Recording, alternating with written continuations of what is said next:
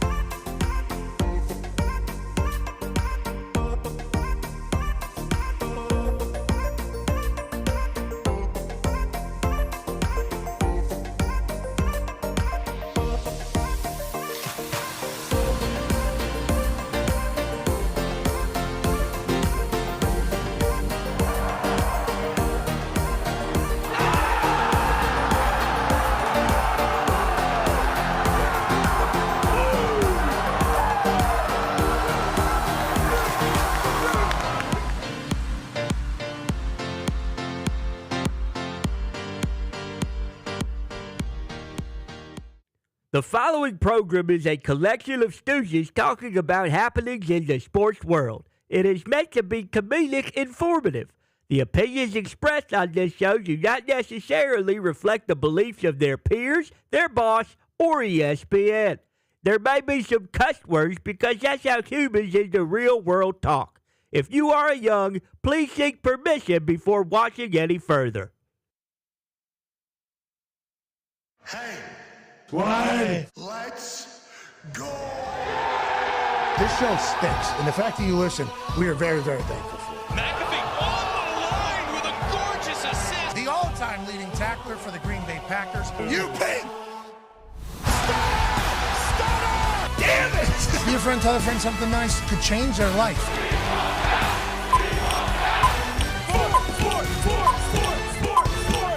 Hello, beautiful people. And welcome to our humble abode, the Thunderdome, on this Western Conference Finals Wednesday, May 20th, 2026. This sports program begins now. Sports are the absolute greatest. Another overtime thriller in the Garden. Was it rest? Was it rust? Was it a little bit of both? And were the New York Knicks doing something so electrifying in the Mecca that made us all say, okay, good on you, Timothy Chalamet, who had an interview at halftime, and he was asked what the Knicks need to do to clean it up as the Cavs seemingly are going to be walking out of New York up 1-0 in the Eastern Conference Finals. Timothy Chalamet said, we're a little rusty. We're going to have to clean it. We'll get it. We'll get it, though. No problem. They certainly did in the fourth quarter. They did some historic statistical shit. They were down 22 in the fourth quarter. They come back and win. There's some stats going on about amount of points run and how they're doing 40-11. I think it was 33-8, 22-4 runs late down the stretch. And it's like Jalen Brunson did what Jalen Brunson has done to basically everybody just down the stretch in a big way that saw all of New York City celebrate a massive, epic comeback. Now, I'm being told James Harden is a problem.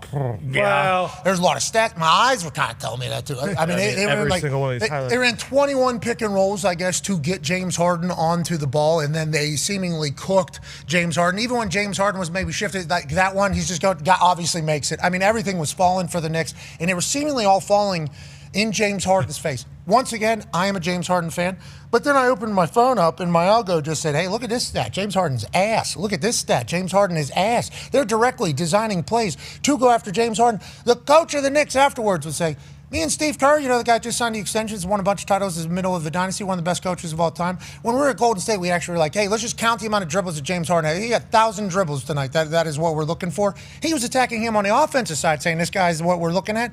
And then on defensive side, your eyes are like, wow, James Harden, the beard's getting kind of just not even seemingly working. And then the head coach of the Cleveland Cavaliers comes out after the game and says this.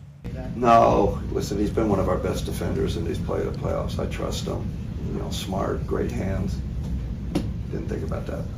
Okay, so what the hell do we know? There you go. Yeah. That guy's a basketball coach. He has a team in the Eastern Conference Finals. Let's assume he knows more basketball than I do. But everybody's telling me it's James Harden's fault down the stretch. He's really getting cooked. And the New York Knicks were taking advantage of it, and every shot was falling. And the comeback kids over there for the New York Knicks do it again. They're up 1-0 in the Eastern Conference. Everything's alive. And James Harden's getting cooked on the internet yet again. And then Coach Brown's coming out talking about his offensive game. It's like, are the Cavs going to answer?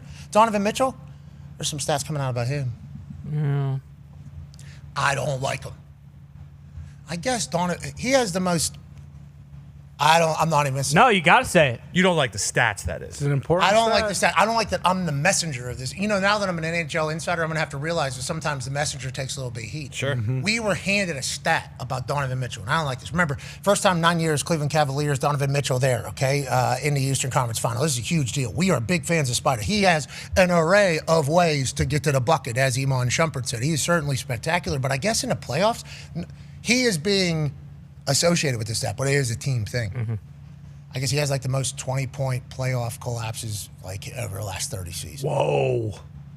That one in the fourth quarter. They're saying the odds were like 0.1%. The odds on Sportsbook got all the way up to, I think, plus 8,000. Our guy in the back, Bruce Brown, diehard Knicks fan, got it at plus 6,000 in real time. You don't get those types of odds on live bets unless the team has absolutely no chance. Bruce, you saw a winner there. What did you see? The bucket was getting bigger. The boys were buzzing. The rust was off. What did you see down the stretch from your Knicks team that makes you go, hold the phone? The boys are back in town. I believe it was 93-76. Brunson had just hit a three and had that look in his eyes, just stone cold killer look. Yeah. And I saw Donovan Mitchell kind of smirking.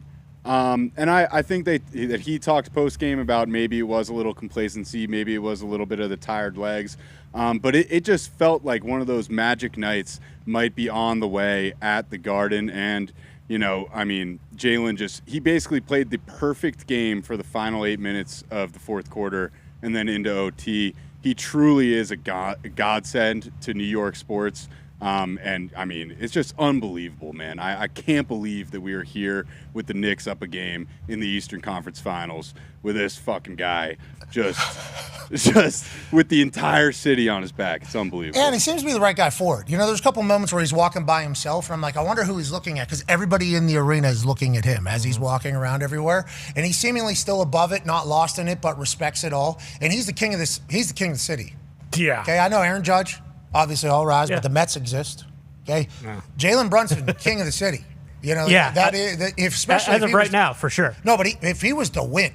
Oh, absolutely. I think that's the big thing, though. They might put a statue of his ass on top of Madison Square Garden. Sure. Yeah. Enshrined. They might put him right on top of that thing, and it feels like he's the perfect guy for it. And remember, he is not 5'4". No. Okay? I learned that at upfronts. I got a chance to see it. Because whenever he's amongst his peers, he doesn't look anywhere near as tall. And then you meet him, you're like, oh, yeah, these guys are all carnival-sized. Yeah. I forgot that the people he's standing next to are actually 7'1" or whatever. He's 6'3", 6'4". He's big guy. Big guy. Fit, unbelievably tough. He makes every clutch shot. Doesn't seem to blink. Okay, seems like the perfect guy for New York. Congrats to you guys over there in New York, getting a huge win. And to us as sports fans, getting an opportunity to watch that along. ESPN Analytics now, on Monday Night Football, they'll tell you to go for it. Mm-hmm. Yeah. They'll also tell you 0.1% chance of Never winning seen whenever a you're point down one that before. much. Never. It is, the stats are outrageous. 600 and some plus times this situation has happened in the past. No team has ever won. And now it's kind of start spreading the news. The Cavs left yesterday. Are they gonna get swept by I think so. New York. I think They were up 22 in the fourth. He can't but that was recover it. from that. That was it. It felt like they had him, right? Because Jalen Brunson been doing Disney upfronts. I mean, he has been eating at Emilio's Diner. Sure. He's stopping by Carbone ZZ's club. He's king. He's king of the time. If they don't change their defensive plan, then yeah, you're probably right. Atkins is not changing. Once again, that man is a NBA basketball coach. We will have to ask Q Rich more about how the hell this happened. That guy has forgot more about basketball than I ever have. And I understand there's people on the internet that know a lot of hoops and have dedicated their entire lives to hoops. This guy is an NBA coach. So at some point he had a reason for whatever he was doing. But it looked like there was a pretty obvious thing happening. And then whenever he was asked about it afterwards, he's like, nah, you guys don't. He's one of our best guys. What? How's that happen? I feel like that's not the case. Or maybe he's just trying to gas up his guy. Yeah. Maybe he's trying to coach him up because he knows that James Harden's about to hear from everybody about the colossal collapse that just took place. Donovan Mitchell has to feel that. He grew up in the area. I guess he is a local. Him walking back at Madison Square Garden afterwards just all by himself in a tiny little hallway. You know, Spite is doing all this shit in front of Madison Square Garden, place going crazy. He's from there. In the walkout afterwards, there's a little POV camera up in the corner, like a security camera that TV people now have, which is good. I think you get it. It's just him in a tiny back hallway, head down, just walking, understanding what's going to be said about him, what just happened, the opportunity they just missed, and how this potentially changes everything going forward for their entire season. It is a wild thing this sports is, and we can't wait for game 2. Yeah, You know, legit. Speaking of huge nights, talks to table at Boss Connor at Ty Schmidt, one half of the Hammer. Dahn. Cowboys AP Tone is here. Con Man, Western Conference Finals tonight, both in NBA and NHL. Game 2 for the Alien versus the back-to-back MVP. Game 1 for maybe the greatest hockey team of all time. Yeah. Colorado taking on a Vegas Golden Knights squad that has kind of, been buzzing since Torts became a head coach. Yesterday had some breaking news. Pretty shocking as well.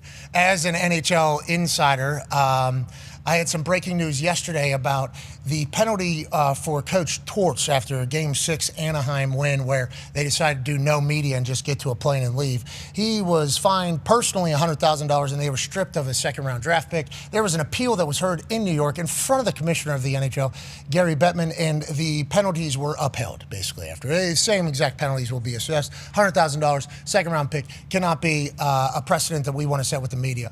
But Torts potentially said, I don't care about any of it. I would like the boys in this change room to understand that I am on your side. There was a chance that he walked into that change room after that game and said, we're not talking to any of these motherfuckers. They've been against us since the beginning. They doubted you. They doubt me. They doubt all of us. Why are we going to think about missing an airtime for these people? Let's get out of here. And the boys in the change room were like, we can do that? Yeah. We're allowed to do it? Yeah. Here Let's we go. fucking go, boys. Exactly. There's a chance that this Las Vegas Golden Knights bunker mentality that has certainly only been getting stronger and stronger as more people keep talking about how much they hate them. There's a chance that they're the right group with the star power, with kind of the aura, the moxie, and the reason to take on this Avalanche team that people are saying greatest of all time. New breaking news. This is from the Friedge, Elliot Friedman up there in Canada. Jared Bednar has announced that Cale Makar. Whoa. That's big news. Whoa! Won't play game 1, officially listed as day-to-day. Now, remember, hockey doesn't tell us anything about any injuries. Okay, hockey just doesn't do that. They have a funny way of describing things. Like, this guy has an upper body. Mm-hmm. What does that mean? Yeah, upper body, he'll play, maybe. And then it comes out after they lose. What was his upper body? Oh, his spine was fractured in like 4 spots. They actually had to lift him up and shoo him onto the ice for him to do that. So from Makar to miss anything, especially at this stage of the playoffs, this has to be a very, very serious injury. That changes a lot of things, obviously, in that particular game. Ty, are you excited about what the Golden Knights could potentially pull off tonight? Yeah, and I like the point you're making about, everything that's kind of happening with the Golden Knights. I mean, I don't watch every single game throughout the season. We've talked about it. They drop the puck very late, so it's hard. But I'll check box scores, but going from paternity where I was up no matter what, so I was watching all these games like I'm completely back, completely invested, and they are fun to watch. But then I walked in this morning and I looked at the scroll going across, and it's like, wow, the Avalanche have won 53 games. There's a reason everyone's saying this might be the best team ever. But then you add all this stuff where everyone's kind of shitting on the Golden Knights, shitting on Torts. If there's an opportunity to add a chip on the shoulder inside there, like, I absolutely love that. And like you mentioned, Cale Makar is obviously unbelievable. this is this type of injury you would assume is going to be something that lingers throughout this entire series because he's not going to miss a game of this magnitude. If it's, I mean, we've heard guys, having really high temperatures, being super sick, they go out there and play. So like something is really going on here. And now if you're the Golden Knights, you have to capitalize on the road tonight. Yeah, well, we just literally saw C2, come out of a guy from Anaheim that was playing. What do you have? Oh, he had like 2 bulges in his neck. He had a broken neck, this guy. Who? The guy that was playing. Yeah, scored a couple goals as well. Yeah, one of their stars. That like happens in hockey. So for him to miss a game, I think this is a gigantic deal. It used to be what it was like for like offensive linemen to go down on a field. Like offensive linemen never go down on a field. Okay, that is just like never a thing. Not allowed. You break something. You get up and you get your ass. That's what the old kind of mantra used to be. And it certainly evolved with science and us learning what these injuries could potentially be and how much more you could affect that, obviously. Hockey has never adjusted. Hockey's a big, like, if you can stand on your skates, you... Get out there, Paul. Better move. You skate. Get your gloves on, lad. Oh, you're better than Gino. He's got a fractured skull. Okay. You're not going to play. Okay. He was on the ice this morning testing it. So skating. He was, I don't know if he's skating. He said he was on the ice. I don't know if he's on the ice in crutches or on the ice in skates. Probably skates. But then the decision was made after that to not go. Okay, so we shall see how it plays out. Could the Golden Knights steal one here against the Colorado Avalanche up there in Colorado? Going to be electrifying. Who's going to be hitting the Avalanche? That's a good question. Horno? That's I don't know if Horno is going to be able to make it. Horno will be joining us, though, here in a little bit to chat about what he expects from the Avalanche as they host the Golden Knights here in the Western Conference Final Game 1 and then Game 2 of the Western Conference NBA Finals. Game 1 obviously lived up to the hype immensely. I mean, just absolute. We got extra free basketball. Wemby goes absolutely crazy. SGA and the lads have to battle in front of their home court crowd, which is one of the greatest in all of sport. Everything that could happen that was awesome did happen, including a pull-up from Wemby from the logo when it was his first time shooting a 3 all night, basically, as he was living in the paint. It was a spectacular Game 1. What does Game 2 have now? Does SGA answer? He got double-teamed in a big way. Yes, it did. Let Caruso kind of be wide-ass open. Caruso goes for 30. He started hitting everything. Again, on Christmas Day against the Spurs, Caruso didn't hit his main shots. So I think Caruso and the team understood that he was probably going to be left wide open here from the San Antonio Spurs. And he goes crazy. And he just starts hitting. Will that happen again? Will more guys have to hit? Or will Wemby just decide that this one's just like a hockey goalie? This one's going to be won by us. This is how this is going to go. He doesn't get as much fouling trouble as I would have expected for Wemby. And I think it's because they don't want to call it while he's getting attacked. But he does a lot of bumping as well. There's a lot of physicality with the way Wemby plays. I appreciate the officials hopefully kind of letting them play. But if there's a couple early whistles, I think on Wemby, this entire game really changes. And if that was to happen, people are going to get real loud. Because watching this alien do his thing, especially taking on a team in the middle of the dynasty, and not just the alien, the players around him, young, confident, hard work, feels like they do all the miserable stuff. They're an incredible, taking on a dynasty. It is a special matchup that we could have here tonight as long as everything goes smooth. Conman, do you know who the ref is and what are your expectations for tonight as we look to gamble, as we all hit on the San Antonio Spurs in Game 1? Yeah, hopefully we kind of carry that in. I believe Tony Brothers will be the ref for Game 2. What does that mean? What does that? Do we know the stats for that? I know there's some players that are like Chris Paul would never won with Tony Brothers, right? They fought each other. Scott Foster. You're thinking of Scott Foster. But yes, like there are those types of stats. It does feel as though Tony Brothers, who I believe you had a good back and forth with, during the Pacers. A lot of moxie. Yeah, a lot of moxie. It feels as though he has good feel for the game. Hopefully we don't get into some sort of Wemby or even like Holmgren or somebody on their team, SGA, getting 2-3 fouls in the first quarter, because that would rob us of what this has been so far, one game into it. He is the entire series. This does feel like the finals. And last night was great only for about 4 minutes. Once the Knicks made that first half of their run. They went on the 18-1 run you mentioned to kind of get it within 8, and then it became a better game. But that was only the last quarter. It does seem as though this one is going to be a 7-game series that hopefully every single one's a banger. The Chet Holmgren conversation about him and Wemby battling, fascinating, especially if we talk about fouls and how this could go. I hope they let him play. Wemby good at this, though. Yeah, I looked because you got me interested when you said it's like, is he going to get in foul trouble or whatever? I looked up. He's fouled out 0 times this year. I don't know if it's because like nobody ever goes into his body because they're so afraid of getting blocked. So he's like he's never getting body fouls, and then he's so good at. I mean, he's so far up there that he's never getting anyone's wrists or anything like that because it's just him and the ball up there. And there's a chance, though, that, like, they don't really call anything against him either. Yeah. Mm-hmm. So they don't really know how to ref him. Yeah. There's a chance that they have because on those swats and blocks that people try, hands get hit and they, and, like, bodies touch and they call it. And he's up on every one of them. Mm-hmm. I mean, a three-point shot, layup, mid-range, he's up on he's damn near at absolutely everything. So I assume it has been a thing. But let's just act like this continues. Him and Chet.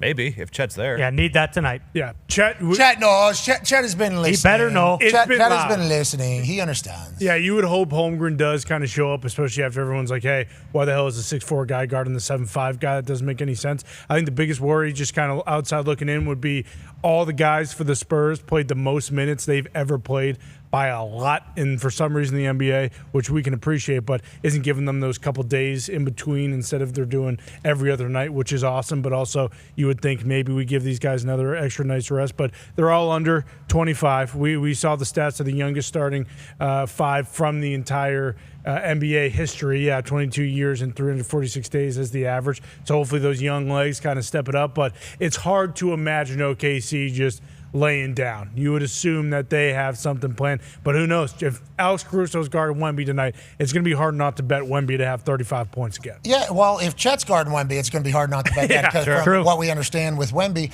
And did you see the video that I saw floating around the internet about Chet getting playing a little footsie? That's ridiculous. He's playing a little footsie with him there. Is that a little gamesmanship? How often does that happen? Because I remember Grayson, what was his name, Allen? Yeah, Grayson Allen. Yeah, this was his kind of tomfoolery. Everybody hated that guy. Draymond, he was a tripper. Yeah, Draymond Green. This would equate, I think, to two bows. I think Wemby is allowed two swinging elbows. Whether they hit Chet or not, that's kind of up to Wemby and his accuracy, but that is the most scumbag thing I think we've seen in the playoffs so far. I mean, just to slow him down just a tiny little bit, you can absolutely do that. Allegedly, there is a magnet, like there's a positive side and a negative side. Sure. Yep. Really good at sticking, but whenever they see the same, that's what happens with Chet and Wemby walk into each other. I think it's Hancock. They're supposed to hate each other. Oh, yeah. You're right. Their powers dwindle as they come closer together. And look at us. We get to watch this for the next 15. Go on, massive lads. Here we go, lads. Go on. We appreciate you. I know it's probably uncomfortable to have to do this, but, hey, good luck out there. Let's pivot away from the NBA and let's go to an uncomfortable conversation. There's a wide receiver that is about to be serving 30 days in jail for an incident that happened on a highway over a year ago. Ladies and gentlemen, joining us now to give us more information on what's happening with the Chiefs and Rashee Rice, senior NFL insider at ESPN, Adam Schefter. Yeah, Schefter. Yeah, you look cool right there. But it's a Pacers shirt. I like that. Hello, gentlemen. What's going on? Yeah, okay. Shout out to Pacers. Yeah, hey. All right, shout out to Pacers. I like that. I don't know why you're wearing that, but I appreciate that. Just to remind the Knicks, right? Is that what you're doing here?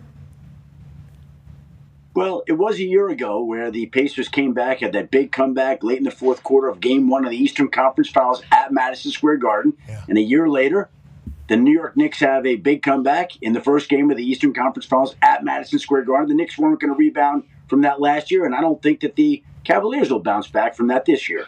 Okay, so I appreciate you giving NBA takes, but I'd also like to speak for the Pacers organization to the Knicks. You're welcome to the Knicks fans. Yeah. Congratulations. We kind of gave this to you guys because what we did last year. The experience does show late in these games. Those battles against the Pacers do help out, and it keeps top of mind that no matter what the score is, you have a chance to come back and win that game. Yeah, down 20 plus in the fourth, you could probably give up, and some teams might mail it in. Instead, the heart of New York City.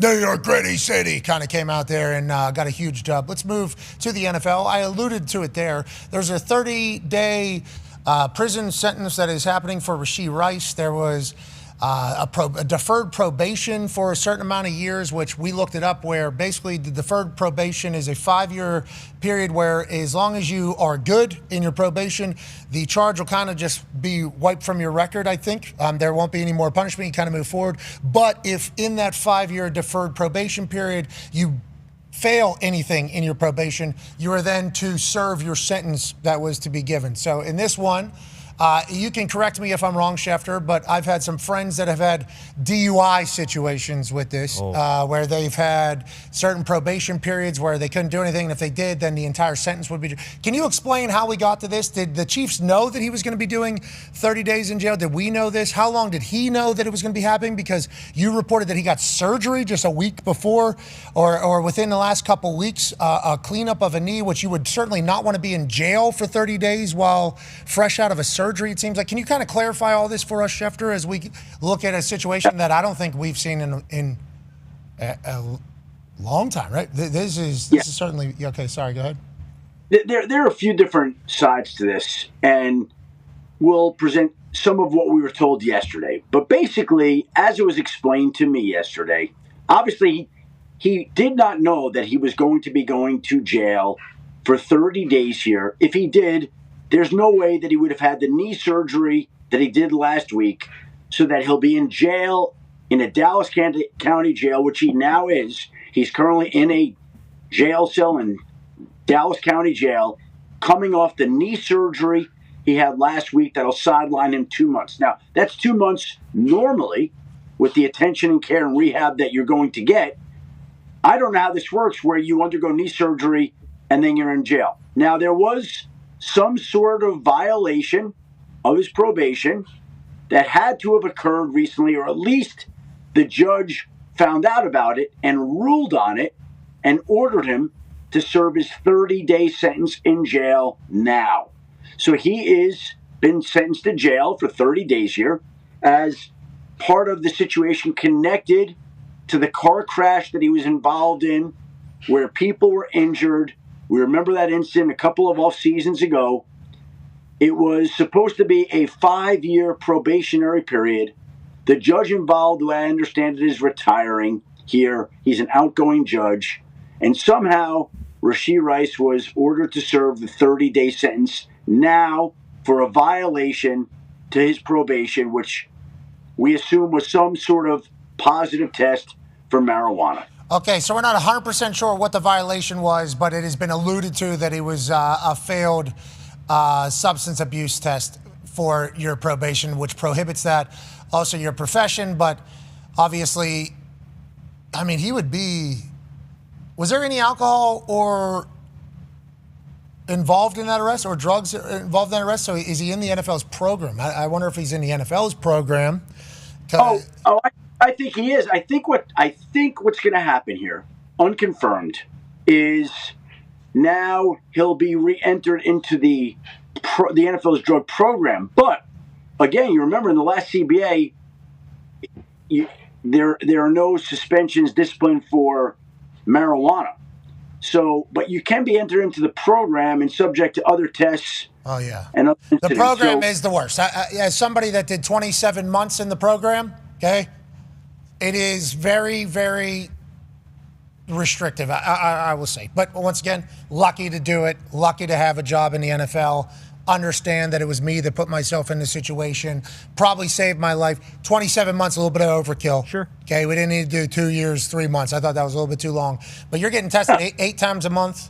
I had to call the NFL a certain line and report where I was every time I left my home address. I had to give them 2 phone numbers they could reach me at. I had a PO for sure. It was the NFL.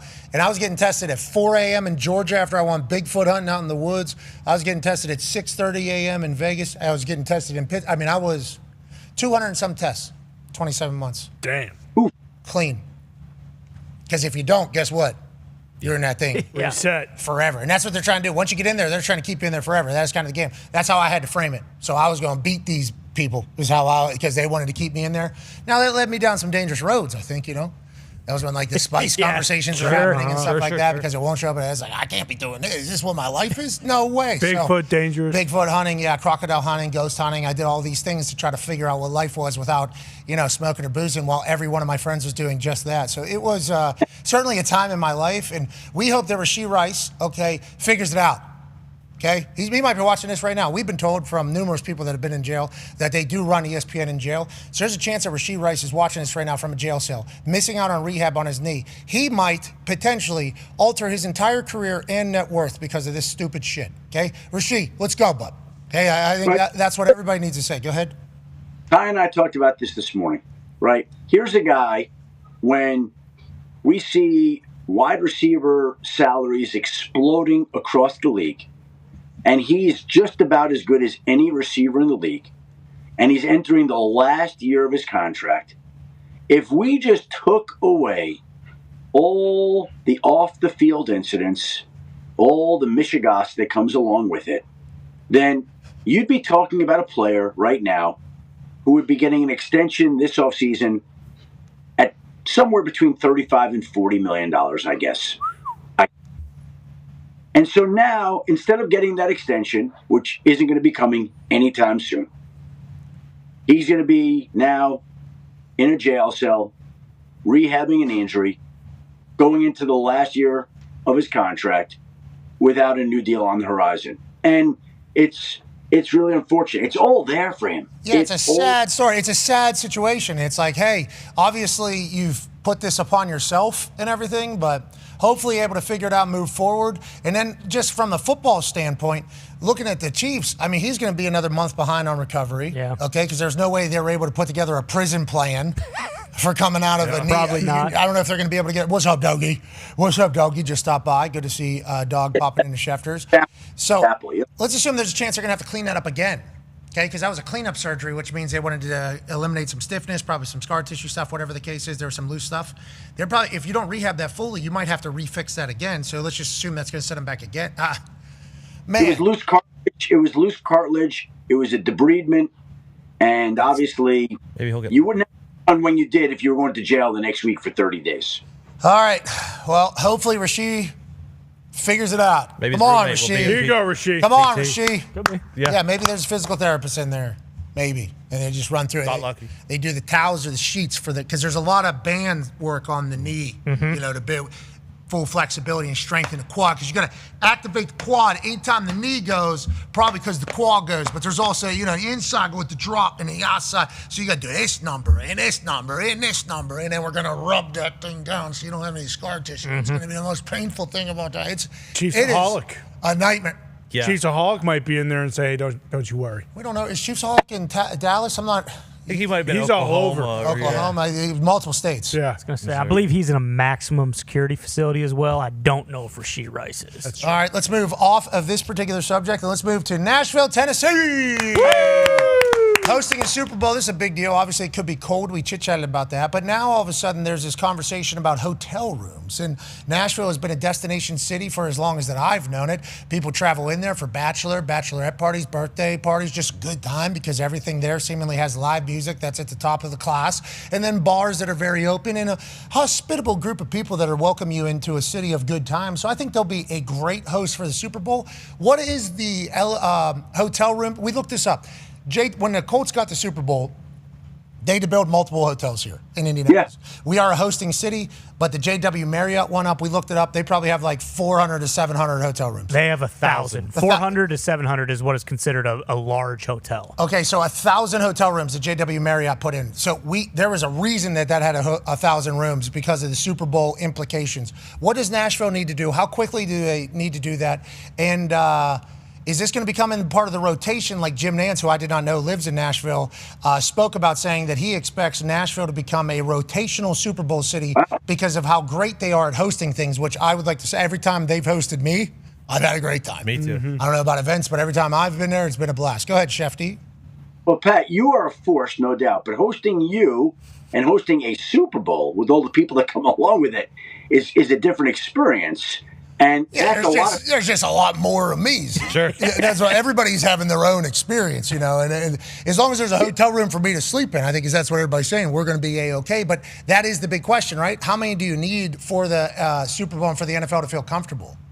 Well, we did the draft there, and the draft went off without a hitch. And I think that was an event that helped put Nashville on the map with the NFL and helped the draft turn into what it is today and help lead to the Super Bowl coming back to Nashville one day. Obviously, the new stadium really does the trick because if you build it, they will come, and that's what the NFL is doing right now. I was in Nashville a few weeks ago, and it feels like there are a whole lot of other added new hotels there right now. They've added on, I would imagine, there'll be more built by the time the Super Bowl comes there.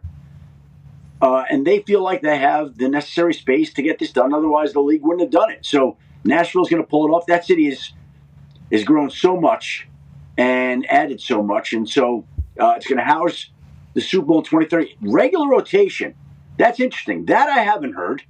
Jim Nantz was pushing it as a citizen of Nashville. I think he was speaking for the city, I believe is what he was saying. Listen, if it goes off, great. Then obviously I think it'll be discussed. There's going to be a lot of people that are going to want in the Super Bowl game. We talked about Washington getting a new stadium. I think once Washington gets a new stadium, I would bet Washington gets a Super Bowl one day. Jim Nantz, co-chair of the Super Bowl committee. Oh, okay, Jim. There you go. Yeah, right guy to put in there. For sure. Yeah, right guy to put in there. Obviously, it worked. And the city of Nashville is phenomenal. So I assume it's going to go off without a hitch again, and I assume it is going to steal the show because so many of these suits probably that have never been into country music or whatever are going to travel down there for the first time, and they're going to walk down Broadway. The next Riley Green's in there, they said. It's unbelievable.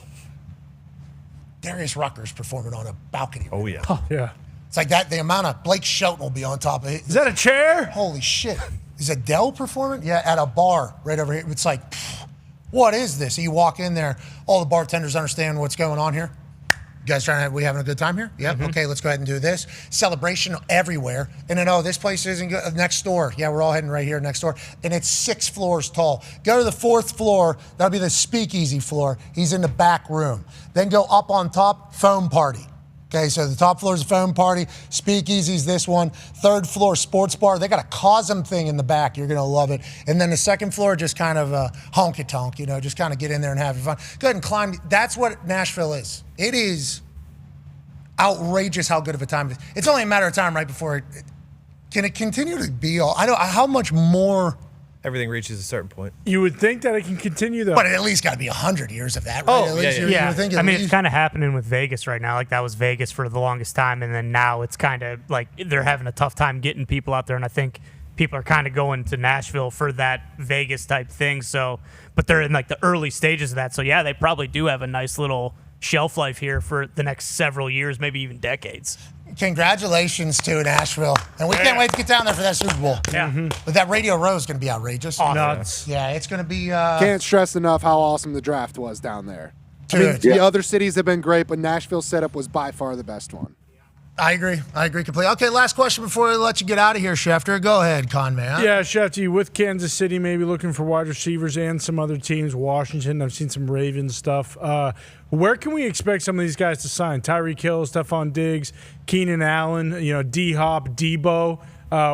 When should we expect this, and where should we expect the teams to be interested in? A lot of wide receivers sitting out there right now. A lot of wide receivers looking for a new home. Oh, who's that? We got Pee Wee. Yeah, that's it. By the way, I got the person calling me. Can you see me now? I can't see you. Can you see me right now? No, you're paused. It's a paused screen. You got to get back into it. There you go. There it is. Good work. Yep. Porky pig. That's what you said there about that person. That was pretty fantastic. Feels like it is somebody of importance, but they can wait a little bit. If it was somebody of super duper importance at the exact moment, you would certainly have walked away because you already had an out because we couldn't see you. Know me well. Wide receivers, though, in this market, there's a lot of big household names available and seemingly conversations about places that are looking for a wideout, including Kansas City now, obviously. Yeah, and I think some of these players, they'll be able to handpick their opportunities right before training camp, or maybe they wait a week or two into camp and wait to see if there's an injury. A lot of these guys haven't gotten the prices they wanted. Tyreek Hill is an injury situation where he may not be ready till midway through the season. That may be a down-the-line thing. But at some point in time, if and when the money's right for any of these players, then they step in at that point in time. But it hasn't happened yet, and there's certainly a lot of options out there at that receiver position right now for teams that are in the market. I don't know how many teams are in the market for a wide receiver right now. Like, I guess the Chiefs may be looking to add one, maybe. June 1st will bring about the A.J. Brown trade. You see the list of the other guys. Brandon Ayuk.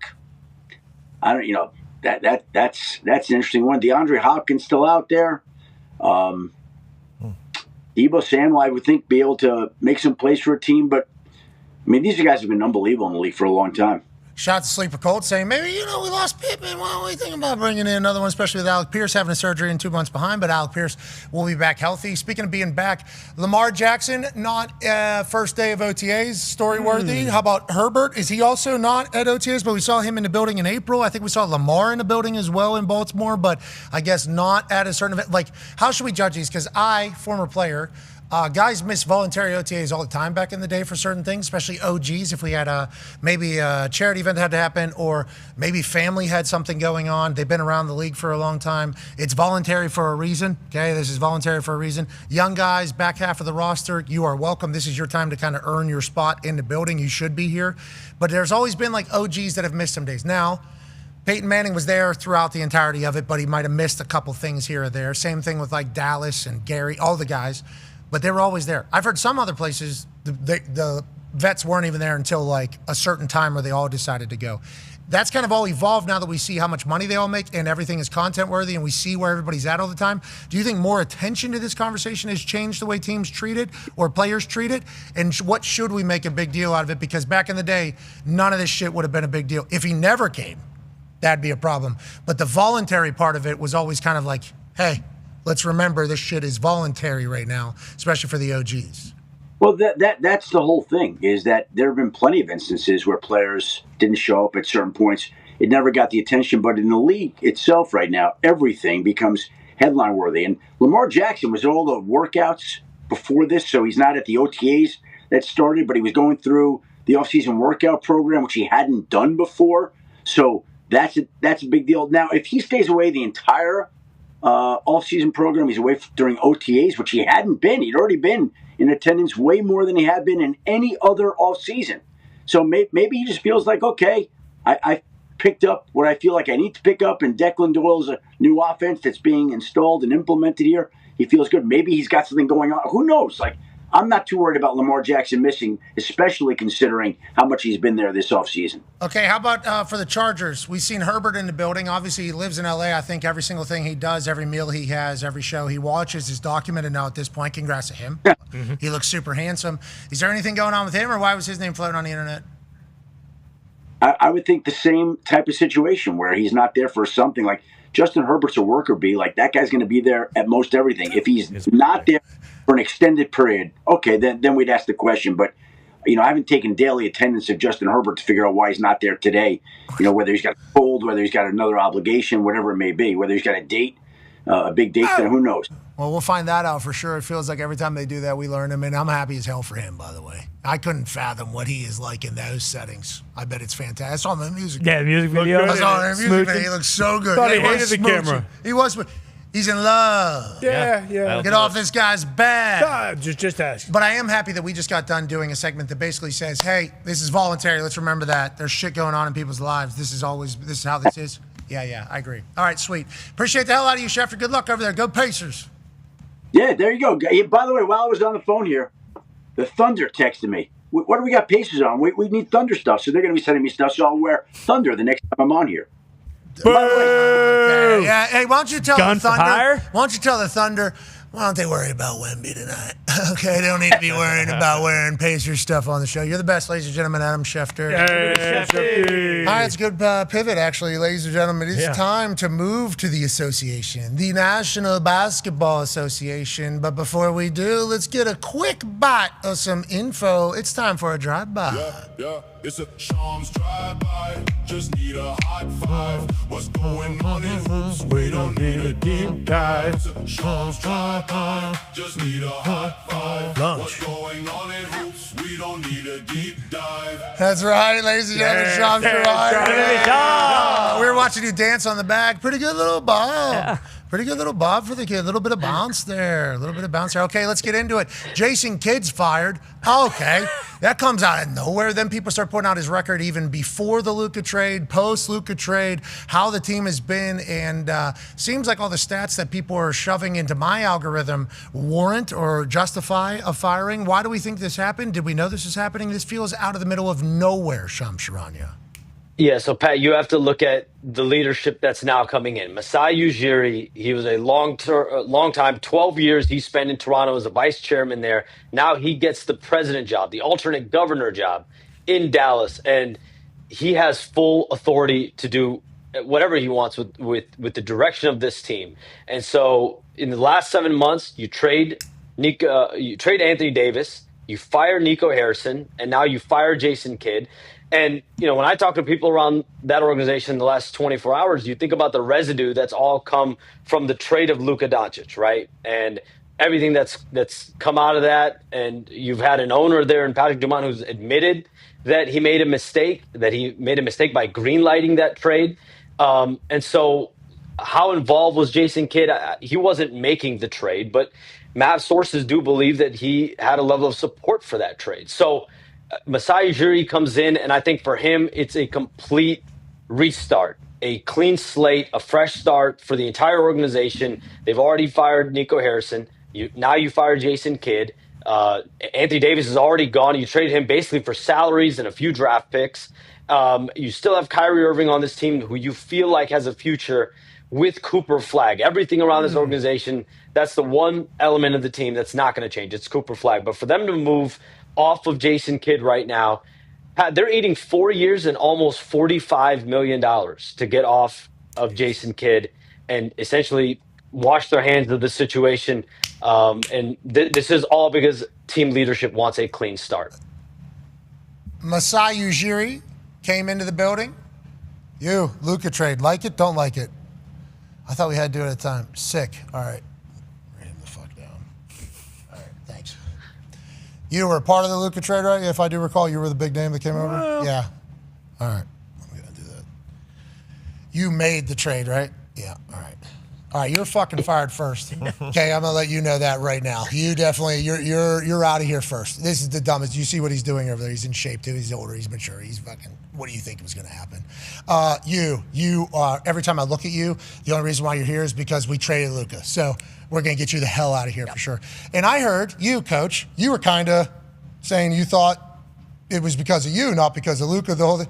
Get your ass out of here as well. That is kind of what this is, right? This is Cooper Flag's team. We are going to eliminate the thought that Mark Cuban's the owner, that Luka was here, that we traded his ass away. This is Cooper Flag. The main event is who we would like. Is that kind of what this is from your standpoint? I mean, forget anyone involved with just the Luka Doncic trade. We've seen Patrick Dumont, the owner, essentially flush away anyone that was even around the Mark Cuban regime, right? Nico Harrison, Jason Kidd, they were all brought in by Mark Cuban. Luka Doncic, a Mark Cuban guy. The only Mark Cuban guy left on that team right now is Kyrie Irving. Kyrie Irving is a generational player, generational talent. Masai Ujiri did his press conference today, and he said, we want to see Kyrie Irving and Cooper Flag on the court together. But there's no question. There's multiple contenders around the NBA that are very much monitoring what Kyrie Irving's future is right now with the Mavericks, whether it's this summer, whether it's into the season. But that's all going to play out over the course of the year. There's no question Jason Kidd, anyone else in that organization, where they were at with the Luka Doncic of it all, maybe that didn't play a factor in people's firings, but certainly from an informational perspective, from a position of like, that's good background context. There's an investigation to an extent that you have to do when you come into an organization. So there's the infighting that's been going on internally there. There's been so much toxicity around that organization that now Masai Ujiri is inheriting. It's crazy that the worst trade in history is a problem. Yeah. In the building and has lingering effects. You know, they love it. A lot of people probably loved Luka in that building. Oh, yeah. So then when it doesn't work out, the amount of I told you so's, and then the amount of like, no, we had to do it at the time, you're not an adult, the grandstanding that could take place. And Masai Ujiri said the reason why Kyrie Irving's still around, this is via Abby Jones @_Abigail. Nice. Masai Ujiri said, Kevin Durant once told me that there's only one Kyrie Irving walking around the world. Okay, so you don't move on from one of those. Okay, this guy's an actual witch with a basketball. And you've been watching his live streams, he's back. It appears as if he is. Yeah, looks good. Him and Cooper. Okay, that could be sweet. Duke Brotherhood. We just got to hope that the Mavericks fans welcome the brand new era. I feel like they probably will, but there's probably a lot of healing that has to kind of take place. Okay, let's talk about tonight. Obviously, huge things. This is where the Mavericks are trying to get to. De'Aaron Fox, obviously, massive story of Game 1. Anything else we need to keep track of as we look to this evening, Shams? De'Aaron Fox, definitely a game-time decision. I'm told he has a high ankle sprain, and that's something he suffered in the Minnesota Timberwolves series. He basically played through it, but it's stiffened up. It's added swelling in the last several days, and so he missed game one. That was essentially a game time decision. He ends up missing that game. They're going to take it closer to game time again today, but the team is letting De'Aaron Fox make this decision.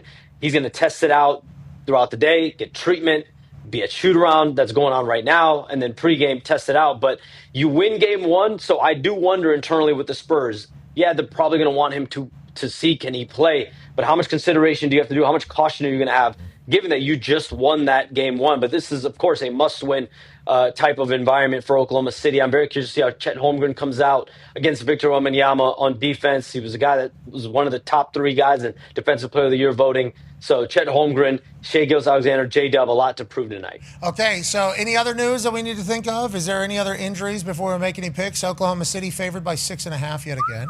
A lot. No injuries on the Oklahoma City side. J-Dub came back in game one. He's been full throttle. San Antonio just has the De'Aaron Fox situation. I thought I was going to get injured last night at Madison Square Garden. Literally, the way that arena was trembling, I kid you not, it's like an earthquake. Like when Jalen Brunson's making those like banking shots, it's like a 4-point game. Then it's a 2-point game, a 3-point game. Like the building was literally shaking. So thankfully, I'm good. Okay, we're proud of you. Way to battle through an electric environment, okay? Hope that continues to happen. And shout out to Madison Square Garden, still bringing it. All right, we appreciate the hell out of you, Shams. You're the best. Ladies and gentlemen, Shams Sharon. Joining us now, 13-year NBA vet, friend of the program, co-host of the Knuckleheads podcast. Ladies and gentlemen, Q-Rich. What's up, Wash Dad? What's good? What's good? What's up, man? I don't think you're washed. You can still shoot. Probably do it if you had to do it. I appreciate the incredible merch, though. We'd love one of those shirts if we could get them. We've been doing that on the show lately. Hey, man, I shout out my folks, man, my people over there at Watch Dads, man. Take care of the patting the boys up there, man. They are fans. They're fans. They'll throw it on and put it up there. They good folks over here at Watch Dads. Okay, sick. Large, okay, all right, we'll get the size. Okay, let's talk. Speaking of sizes, let's talk about tonight. The size of 2 of the main events here, Chet and Wemby, are obviously massive topic of discussion. We just heard Sham say, as almost like a news break, I'll be excited to see what Chet does defensively against Wemby. We've been talking a lot about that because those two look very similar. How do you expect Oklahoma City to respond to what Wemby did in game one? And how do you think they're going to try to stop what this special, unique alien is doing right now in the biggest stages?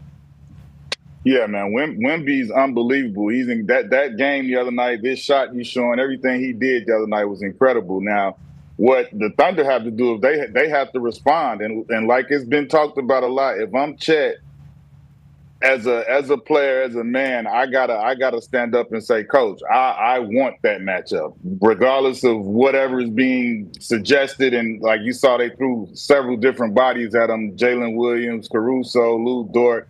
Chet Holmgren is the one that everybody wants to see, that we should see facing him, and that's to me, that's the best matchup for Wemby. The likeness and size and body shape and body structure. Why wouldn't he? Yeah, I've been so confused all week. We've been talking about it, and people are like, Caruso probably the right guy for that matchup. It's like how I don't know basketball well enough. Why would he not be guarding him? They just think he's better on like the second best player, so they can kind of eliminate him and then double Wemby. Like, what is the thought?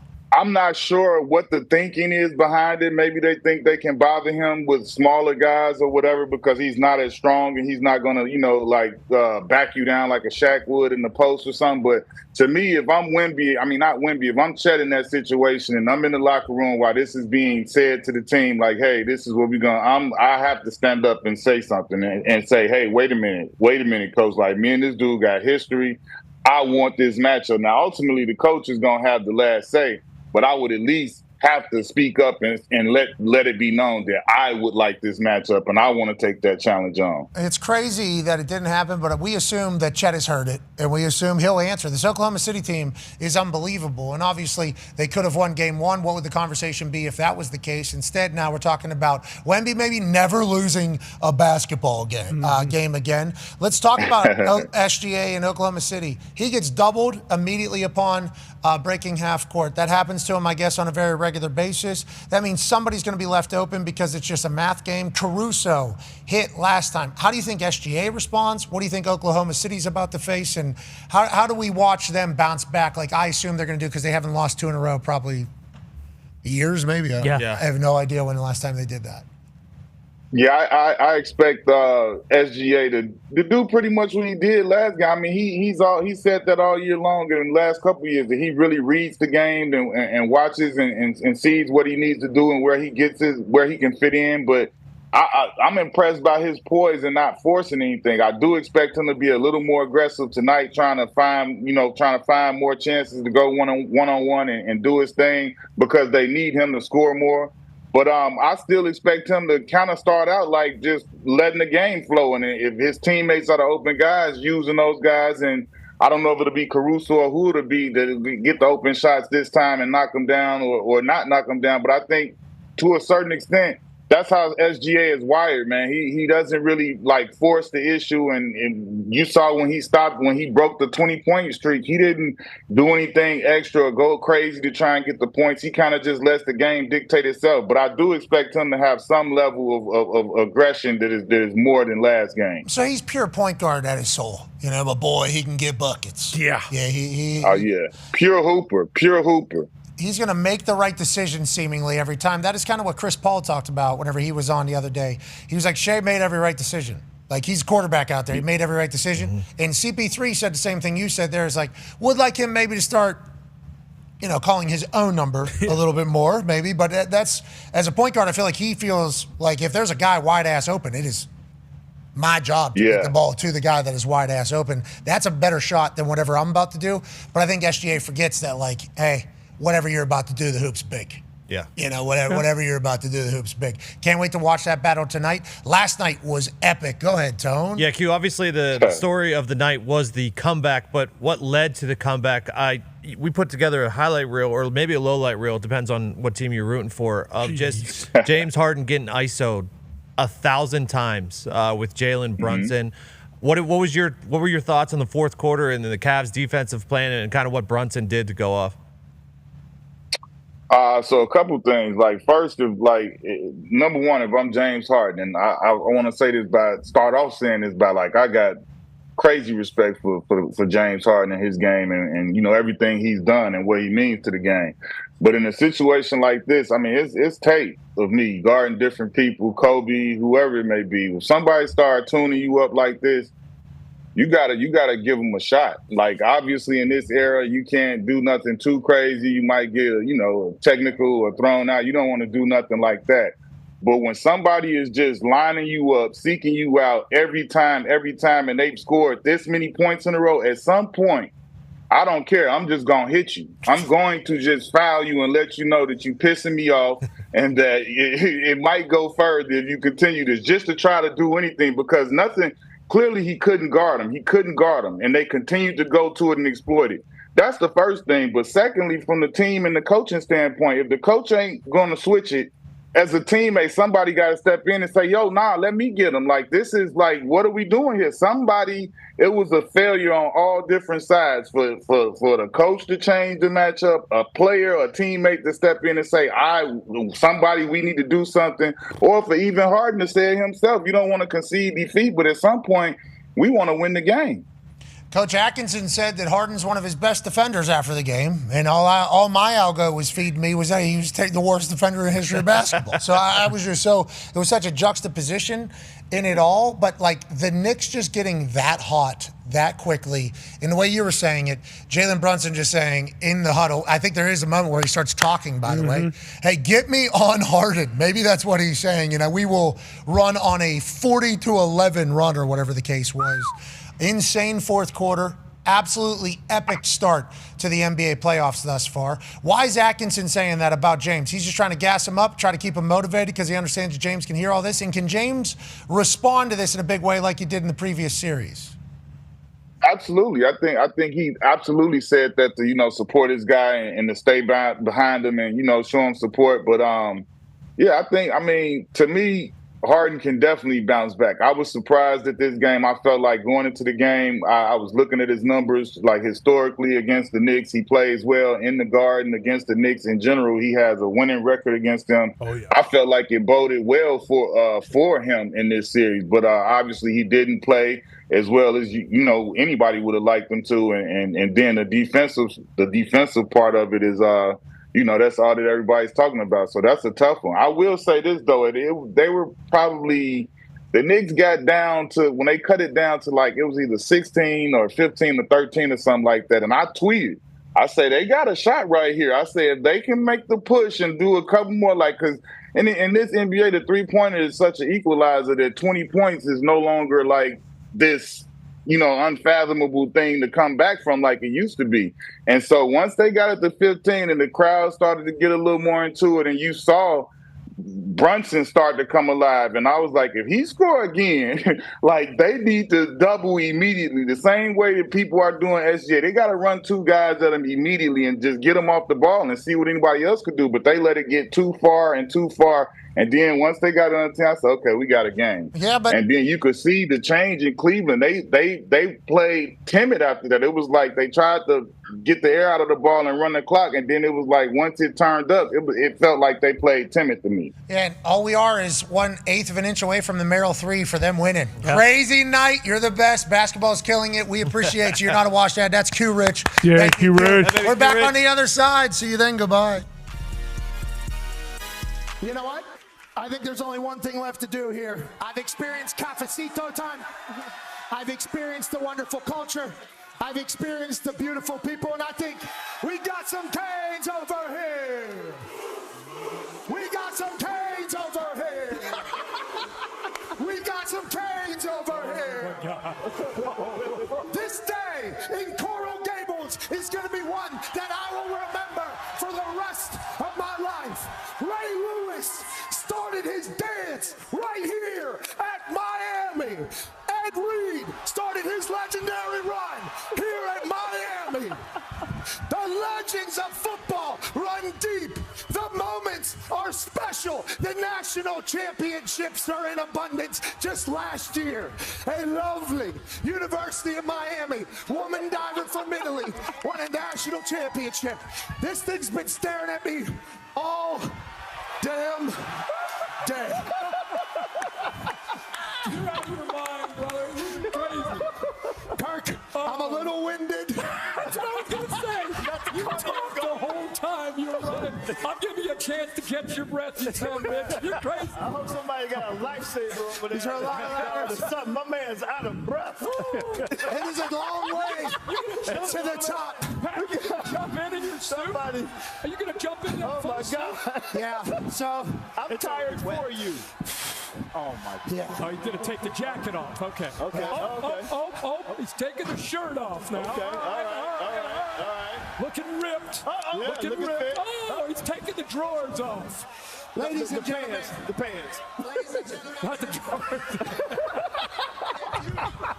drawers. Ladies and gentlemen, if you come to this beautiful campus, you will notice quickly that the students here love this university. They love this atmosphere. And I'm with everybody. I think the U is back. Give me. He's got the speed on. Oh, my God. Give me the.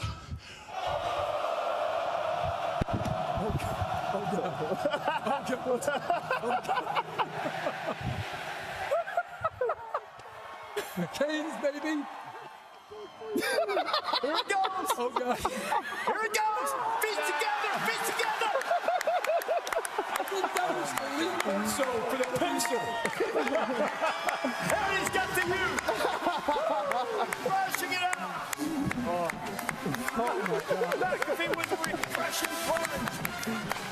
Miami and Florida tonight. Let's have a look at that again. Check out the form, Herbie.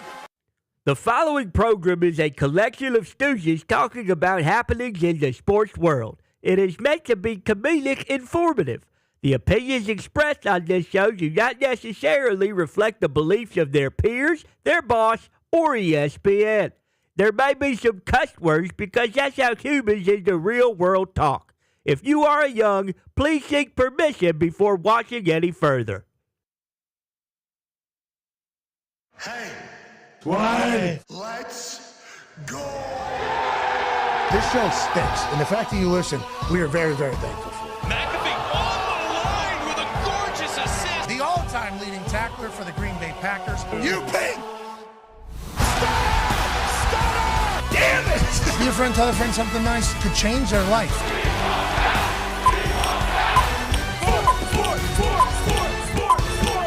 Hello, beautiful people, and welcome back to our humble abode, the Thunderdome, on this Western Conference Final Wednesday, May 20th, 2026. Hour 2 of the sports program begins now.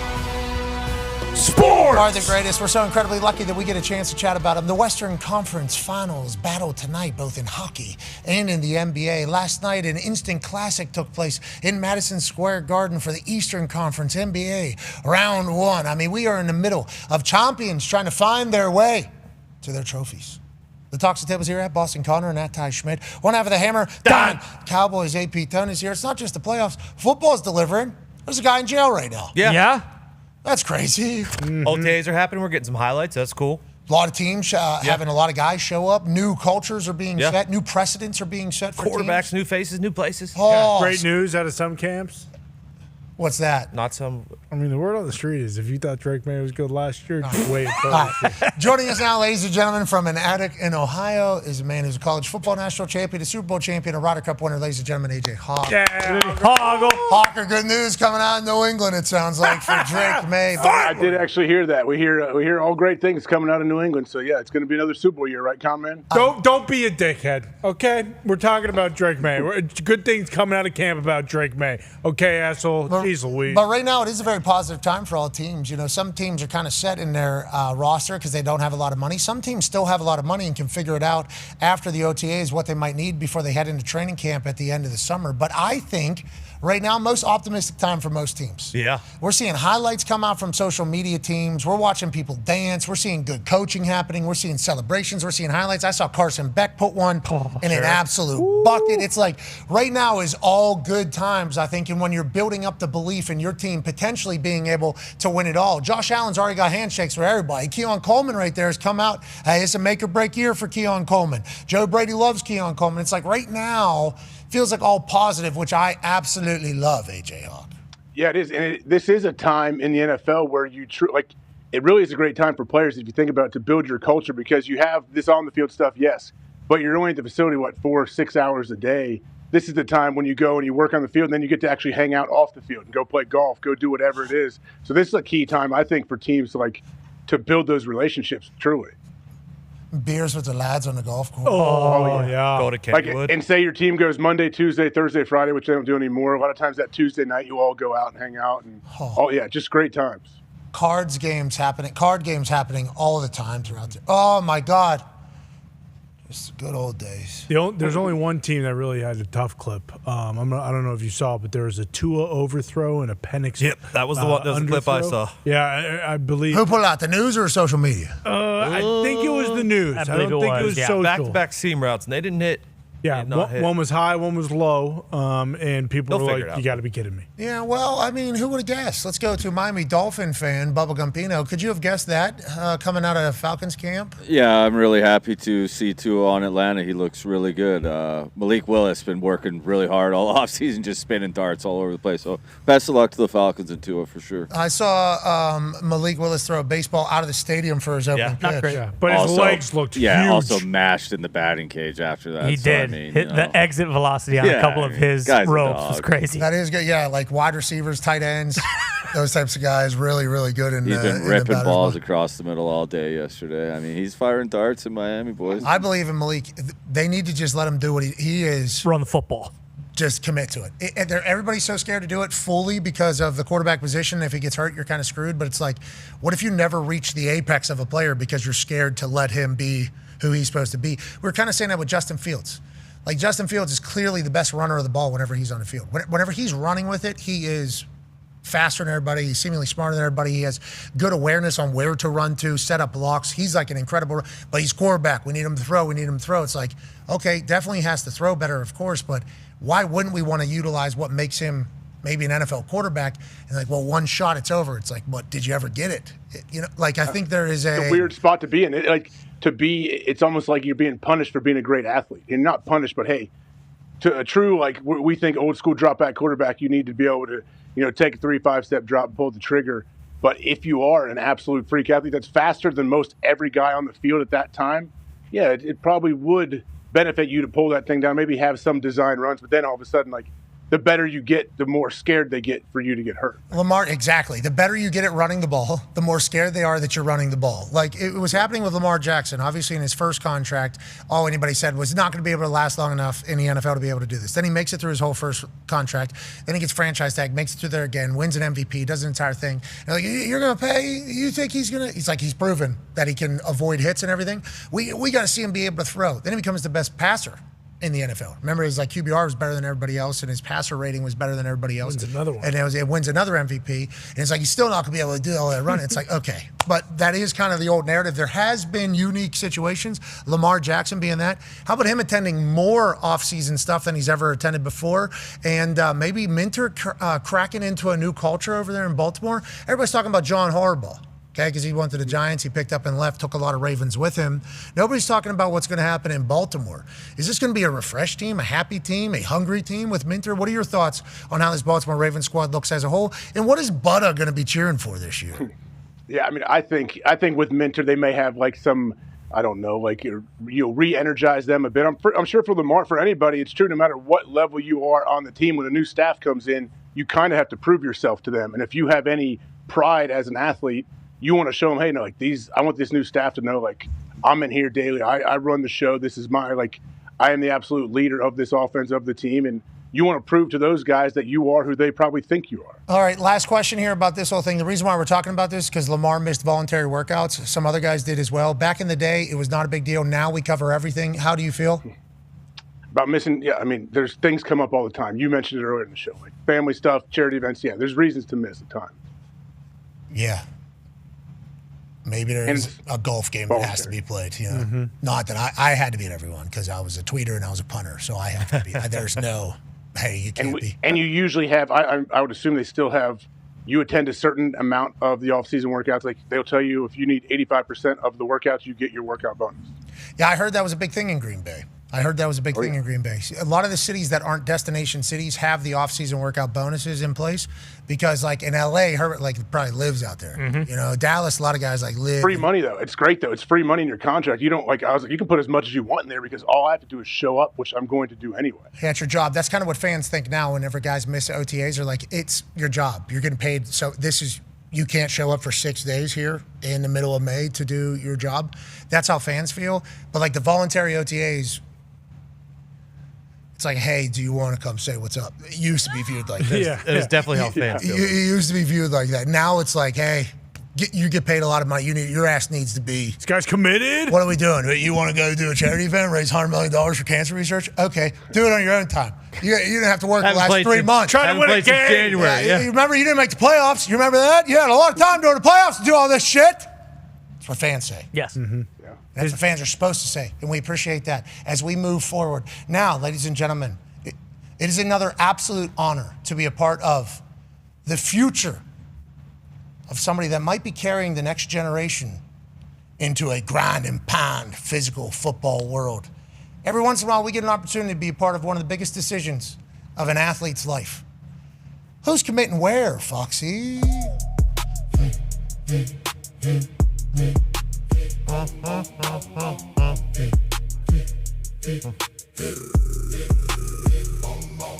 It's a big day for some big names. Locking in the play in some big games. It's a big day for some big names. Locking in the play in some big games. Where you going next? Recruiting is like chess.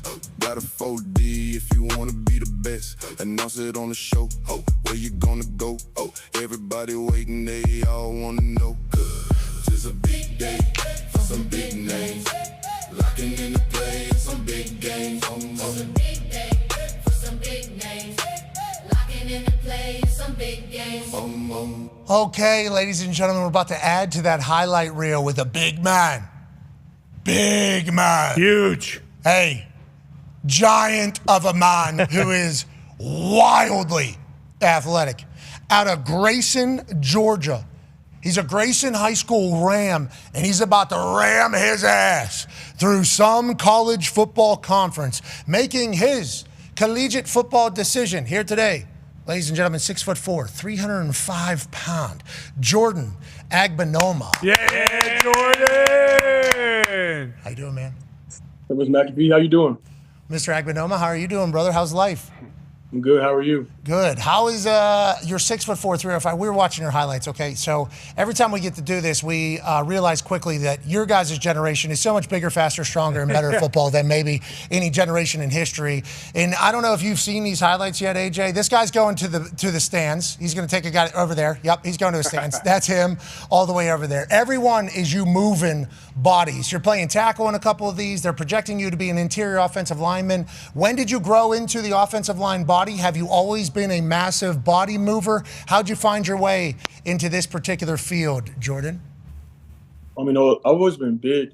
You know, also when I was playing basketball, back in the old days, just playing basketball, my coach, I used to foul out every single time. I was the big guy on the field, so my basketball coach talked to my dad, get me into football, and I've been playing football ever since. How's the recruiting process? Having basketball feet while also having the power and the mindset to want to punish people makes up a perfect offensive lineman. How has the recruiting process been for you over the last couple of years, especially now with the NIL component and everything else that could potentially muddy the waters a bit? I mean, it's been good. You know, I started early January of my sophomore year. It's been turned up since then, so it's been a great time. And the NIL part, I mean, for me, it's a blessing, you know. I can take care of my family early. Just help all the people I want to help out, and the people help me out. So it's been a blessing for me. Jordan, I love everything you're saying. I love watching your film. I love the fact that the future of the offensive line is seemingly in great hands. And speaking of future, why don't you go ahead and take the floor here and let the world know where you're going to be playing football at next? All right. I got to thank my mom, dad, brother, sister, friends, family, my coaches, everybody. Without anything else to say, I'm committed to the University of Nebraska. Hey! Okay. You're obviously in Georgia. I believe Georgia was a part of the conversations. Texas A&M was a part of the conversations. There was a lot of schools, obviously, that wanted the 6'4", 305 basketball feet having powerhouse offensive lineman, top 5 in the country in all rankings. Why Nebraska? Jordan, congrats to you. I mean, all the coaches, they're great people, you know.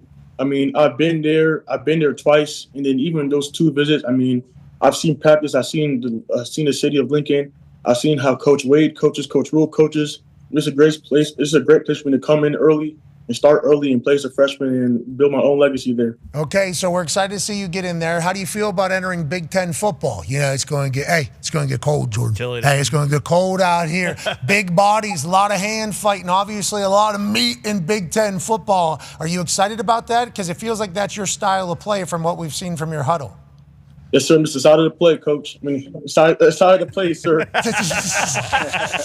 that. You're the greatest. Tell your family they did a phenomenal job. I hope they are listening. We can't wait to watch you at Nebraska. And Coach Rule, I know, is probably over the moon right now that he has you coming to town. Congratulations. Thanks for letting us be a part of this. Yes, sir. No problem. Go Big Red. Hey, ladies and gentlemen, it's Jordan Agbenoma. Yay, Jordan. Good energy. We had multiple graphics there. Because, you know, we get a heads up, but also that has changed in the past where somebody has made a different decision. That's huge for Rule. Oh, yeah. Huge. Ty was pissed when that one came through the line. I said that makes sense. He wants to go and he wants to start his freshman year. Nebraska would be where you would go compared to, you know, A&M, Georgia. So that, can we see his final 5? This was his final 5. Listen. Florida, Miami, Georgia, Texas A&M, Nebraska. That is kind of surprising, but, you know, to your point, I mean, we've heard about, you know, the NIL that Nebraska has available too, and if you get a kid that from Georgia who goes up there and likes Lincoln, likes the campus, doesn't mind about the weather, like as of right now, it would make why wouldn't you want to go play in the Big Ten? So it's not that crazy. Congratulations, Jordan. Congratulations to Nebraska.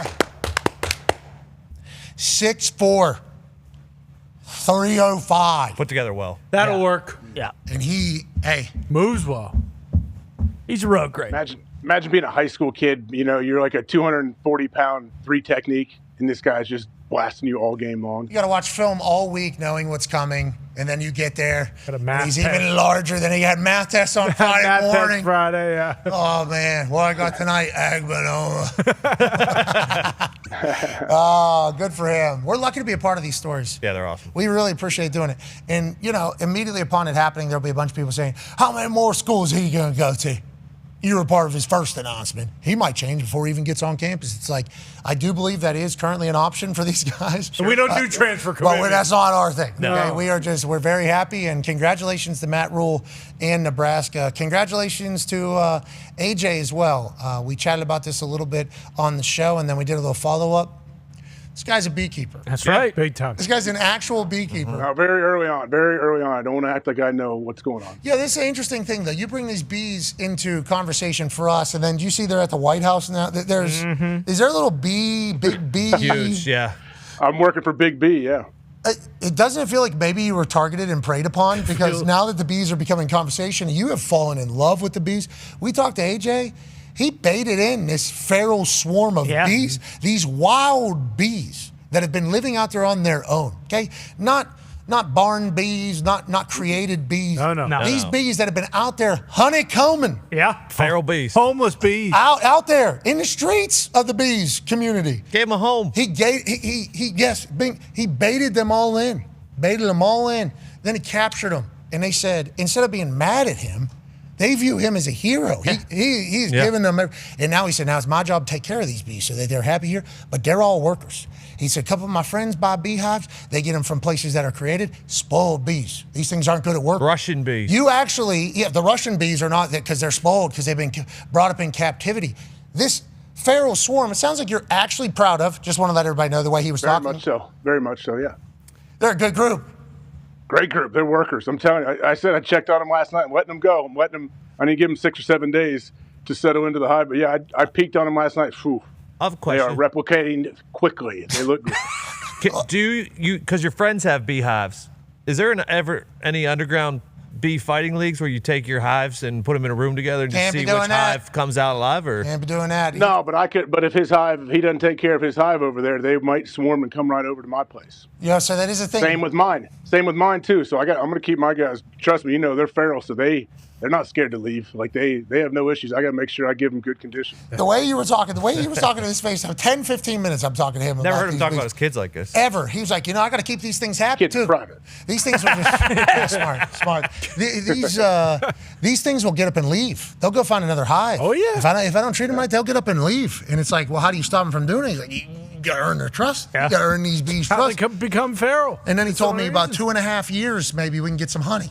Yeah. So this is a long Worth game for the allergy season. And I'm thankful. Great for the garden. I'm thankful that you were doing it. Joining us now, ladies and gentlemen, coming to us live from, I don't know, a movie scene, it looks like. Ladies and gentlemen, some call him Big Horno. Yeah. You might know him as Horny. You also might know him as John Soul and Johnny. Yep. Ladies and gentlemen, 18-year NHL veteran, Stanley Cup champion, Eric Johnson. Hey, Horno! What's up, Horno? Horno. Flying a helicopter? Hey, can you go full screen on him real quick just so we can see? This is out of a movie scene here. Jeez. So where are we right now? We are in Lexington, Kentucky, the beautiful bluegrass, and some of the mares and babies enjoying some sunshine out here. All right, so I know pink sky at night, sailor's delight. Pink sky in morning, sailor take warning or something. I know that if cows are laying down, I think that means rain is on the way. I see the big cloud. Will the horses act any differently if rain's on the way? Are they the ones telling? Are they a Doppler, or are you guys potentially going to all get drenched at the same time here? So this is actually, this is a horrible story. Jesus. Horses are really attracted to lightning, like they're just hit more often. So I've actually had a horse get struck by lightning and die on the spot, because a lot of these, there's these waters out here. You see these waters in the background? Yeah. So those have pipes that run all the way to it. And so the lightning will hit that and the horses will get affected. So I've had a few get struck by lightning over the years. I should probably quit the game now, because that's just maybe the worst luck I've ever heard of. But it's nice to be out here. I mean, I had I had the vet over here this morning. Her arm was all the way up the mare, checking to see if she was pregnant with the ultrasound. I mean, we had everything going on this morning. So it's been a busy morning, boys. Oh, Hey, yeah. are you She grand? was not pregnant. Oh, She you're was not. not pregnant. You're not grand pony. Okay, got it. So do you know the behind the scenes of how the mare gets bred and covered by the stallion? Are you familiar with the process? You I know don't what the think teaser is? everybody knows. Tone digs those, it sounds like, Films. which I appreciate. I don't know if you've been to certain shows in Mexico, but if you could please kind of explain to me the process. I know that when somebody wins, they stud them out, they say. And then I'll see some things on the internet, whether it's the big sleeve. It's big one of these, That's the or one, if it's yeah. actually happening. We don't know for sure. Jackass, But the that's movie. what's happening at your horse farm all day, every day? Is that kind of what your business is? What? So these are the mares, and they'll get on the van, to go to the stallion farm to get covered. So all these stallion farms where they have these big expensive stallions, every farm has something called a teaser stallion. And the teaser wears like a big chef's apron, right? So he's covered and he goes up to the mare to make sure she's receptive to the whole process. So the teaser gets screwed out of this whole deal. He gets no action. And once the mare is known that she's receptive, they take the teaser out, the big stallion trots in, then he covers the mare. So it's a whole process. You do not want to be the teaser. Okay, don't want to be the teaser, it sounds like, but it does sound like the horse business is a pretty sophisticated one that has process. You're really in this thing. You're in the horse business. Should we be talking about you as if you are horse guy as opposed to NHL guy? Like, is this your full commitment now? I love it. I mean, I liken it, boys. When you join a golf country club, you are never going to see that money again. You're going to pay your monthly dues, but what are you going to get out of it? Tons of friendships, tons of great experiences. You have to love the game to get in it. And I love horse racing. I love the breeding.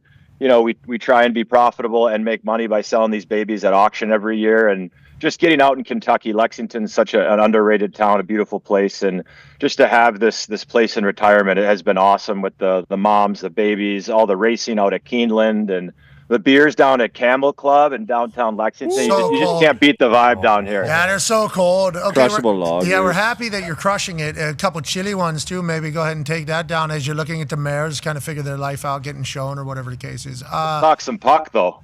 Bingo. You're a stallion. There's some stallions. There's a stallion out tonight. Yeah. Which is obviously a huge piece of the conversation. Makar out. What does this mean? This Golden Knights team obviously has been rallying since Torts has taken over very late in the season. Right before the playoffs, the Golden Knights have seemingly found who they are.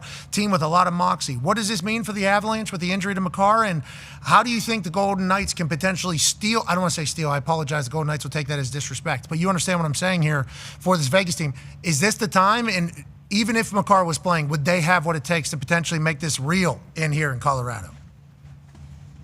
I think Vegas is going to give Colorado a tougher series than maybe everyone thinks. Since Torts has taken over in Vegas, they've lost 2-3 games, I think, maybe less, including the regular season and the playoffs. So this is a team that really knows how to win. They won the Cup in 23. Colorado won in 22. So it's two veteran teams going at it. Eichel, McKinnon, two of the best two-way centers in the NHL. Some might even have McKinnon as the best player in the NHL right now, especially if he can win another Cup. But having Makar out, the best description I can give, if you're not a natural hockey fan watching the show right now, it would be like a prime time LeBron James not being in the lineup. That's how big Makar is for the Avs and for the NHL. He's just as good on the offensive side as he is defensively. He's a guy that's out there when you need a goal and when you're defending the other team trying to put one in your net. So he's just that good at both ends of the rink. He's an electrifying talent as far as what he can bring offensively, but sometimes you see these guys that are so good on one end and they sacrifice for the other end. He's not that guy. He can do it at both ends of the ice. I don't know if Mark Stone's going to play tonight for Vegas, their captain. I don't think he is. He's got the back issue, but I think it's going to be a heck of a series. I have it going 6 or 7 games, and it's going to come down to goaltending at the end of the day for me. I don't know if Carter Hart can be a guy that can shut down the Avs in this long series like it's probably going to be, but it's going to be two heavyweights squaring off. Okay, so let's talk about a couple of the injuries that you mentioned there. Stoner's had a back for a bit now. Long time. Back seemingly always shows up. You thinking he's not going to be out. We'll wait for official word. I don't know if that's been released or not. Makar, though, feels like with you hockey guys, you have to be like damn near dead to not play. Okay, because the shit that comes out after series is once people get eliminated is like he was playing in the series with like a fractured foot. It's like, well, how was he? He was playing with what was the one the other day? L2 or C2, C1. Vertebrae, but like actual things. Broken neck. And then I forget internal bleeding for the Flyers. The guy had. Yeah, it might have been Tampa a couple years ago where somebody was actually like getting pushed up onto the ice. Kachuk. Yeah, Kachuk couldn't stand up. Yeah, and we didn't because of his ribs, right? Yeah, didn't even find out till afterwards though, because you guys don't put anything out. There's no like it's just upper body or lower body. That could be anything. Okay, the upper body's made up of a lot of shit. The lower body, is it his dick or is it his groin or did he break his femur? Yeah. Like what is it? It could be anything with hockey. So Makar missing this feels like a big deal, or is this just for him to be able to get back sooner? How do you kind of read the Makar? Because I guess he was on the ice this morning or something like that, so he can't. Like, how do you judge these types of things when you don't sit in hockey, a sport that like I think expects everybody to play all the time? For me, and I'm just speculating. I played with these guys. I'm really good friends with them. I'm not going to bug them during the playoffs. I'm not going to fish for, any injury gossip or anything like that. But to me, it feels like it's worse than they anticipated because they've had a little bit of time off since they closed out Minnesota, right? They haven't had Carolina time off 10 or 11 days, but they've had time off. So I do expect him to play probably in game 2 or game 3, but Colorado is deep enough, especially on the blue line, which is crazy to say when you're saying you're going to miss probably maybe the best player and the best defenseman in the world out of your lineup. I think Colorado's deep enough back there to sustain that loss of Makar, but it's going to be a big task. Like not only, and I talked to you guys the other day about how good Quinn Hughes and Makar are at the top of the power play. That's where they're going to miss him the most. They'll probably put Devon Taves at the top of the power play right there. He's a lefty. Makar's a righty. So there's just a different dynamic up there when he gets the puck. Makar can shoot it on the one-timer from the other side,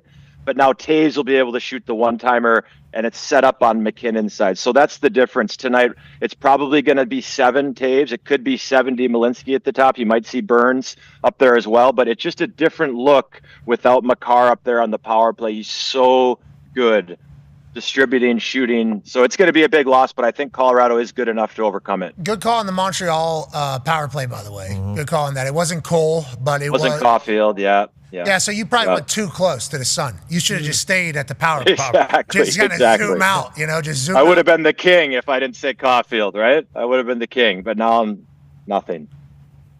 I'm done. No, horse farm. No, come back,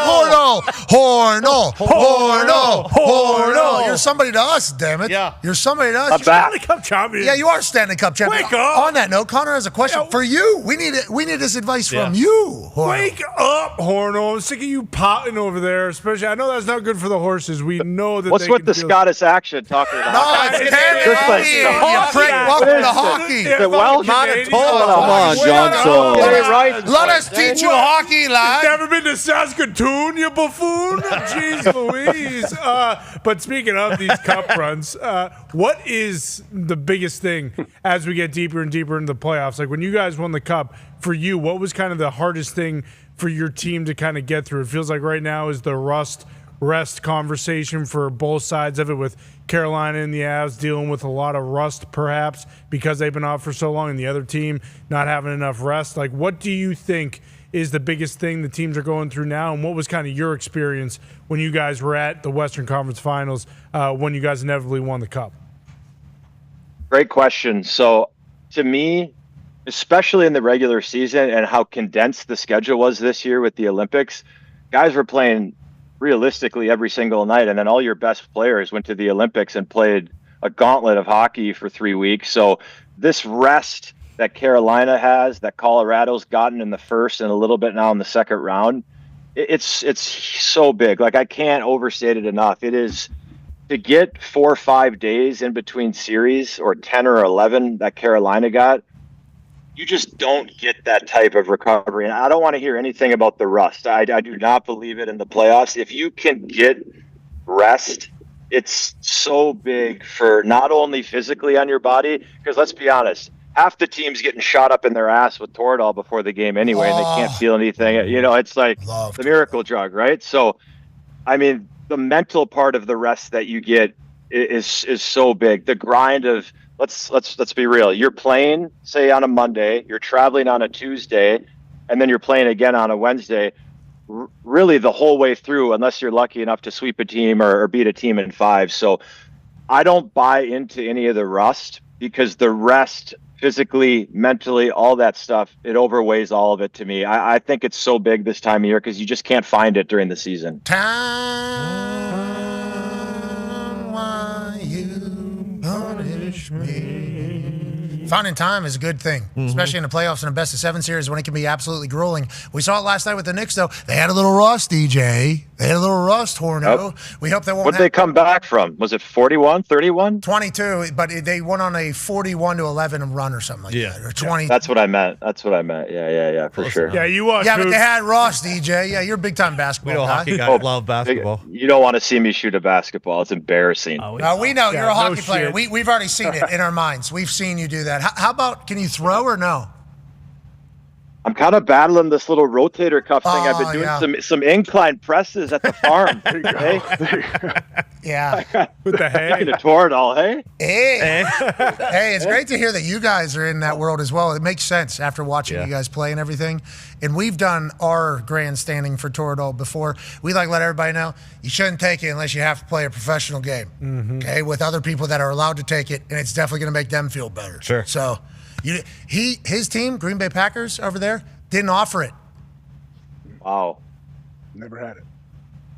It feels like how many Super Bowls? I have 1, but yeah, zero Toradol. I don't know if they're going to win impressive. one. That's ethical ball right there. That is ethical medicine. Ethical ball. I wonder if they're going to be able. I wonder if they're going to be able to win one in the modern era. I genuinely. Maybe they still do that. Age? Do you know? It'll be fine. I would assume so. Yeah, I don't know for sure though. I genuinely want. And listen, once again, we're not promoting anything. If Micah wants Toradol, he's going to get Toradol. I don't know. That's what AJ was saying was no. That's kind of how they operate. Well, you can sneak it in the locker room, do it yourself. You think it's Inject just like yourself with Toradol? Yeah. Where's it coming from? What movie are you guys watching? The program. Yeah. You think that's what's happening? I mean, it was happening in our locker room in high school, so why wouldn't it? Was it? What? Yeah. Was it really? Yeah, you know the guy. Rest in peace. Excuse me? Oh, rest in peace. Oh, no. He did get to play in college football, though. It did pay off. That's not happening. Have you ever taken it before golf? I'm kind of embarrassed to say I have. Pill Like form? you're sitting. No, IV. You're sitting in the spa. What You're booze laying is for, back EJ? right before. What's that? That's what booze is for. No. Yeah, well, that was later in the round. That was after the turn. Of course. That was after the turn. the dog with and the the turn. with the charred hot dogs. Yeah. Think Oh about yeah, I the took swing. Toradol on the IV. My swing's awful. Embarrassing. Really? So non-athletic. You got that rotator cuff thing. Yeah, give we'll use that. Yeah, definitely. All right, let's move along whenever we talk about a little bit of puck. It's not just the players that are on Toradol. For us in the NFL, the coaches were lining up over there as well. AJ has a question about that. Yeah, Horno, we talked about Torts on here, obviously the Vegas coach. How about Colorado? This Bednar character seems like the just cool, calm, and collected. He doesn't ever seem phased. He seems just awesome. His hair is amazing. He dresses great. True. What can you say about Bednar here? Yeah, I think the biggest thing from playing for him is he's really relatable. I think maybe this has changed over the course since I first got into the league when my career was going on early on in 2006, 2007. Coaches were more pricks, right? I think you walk down the hallway right in front of them, you kind of put your head down, they put their head down. There wouldn't be a ton of talking.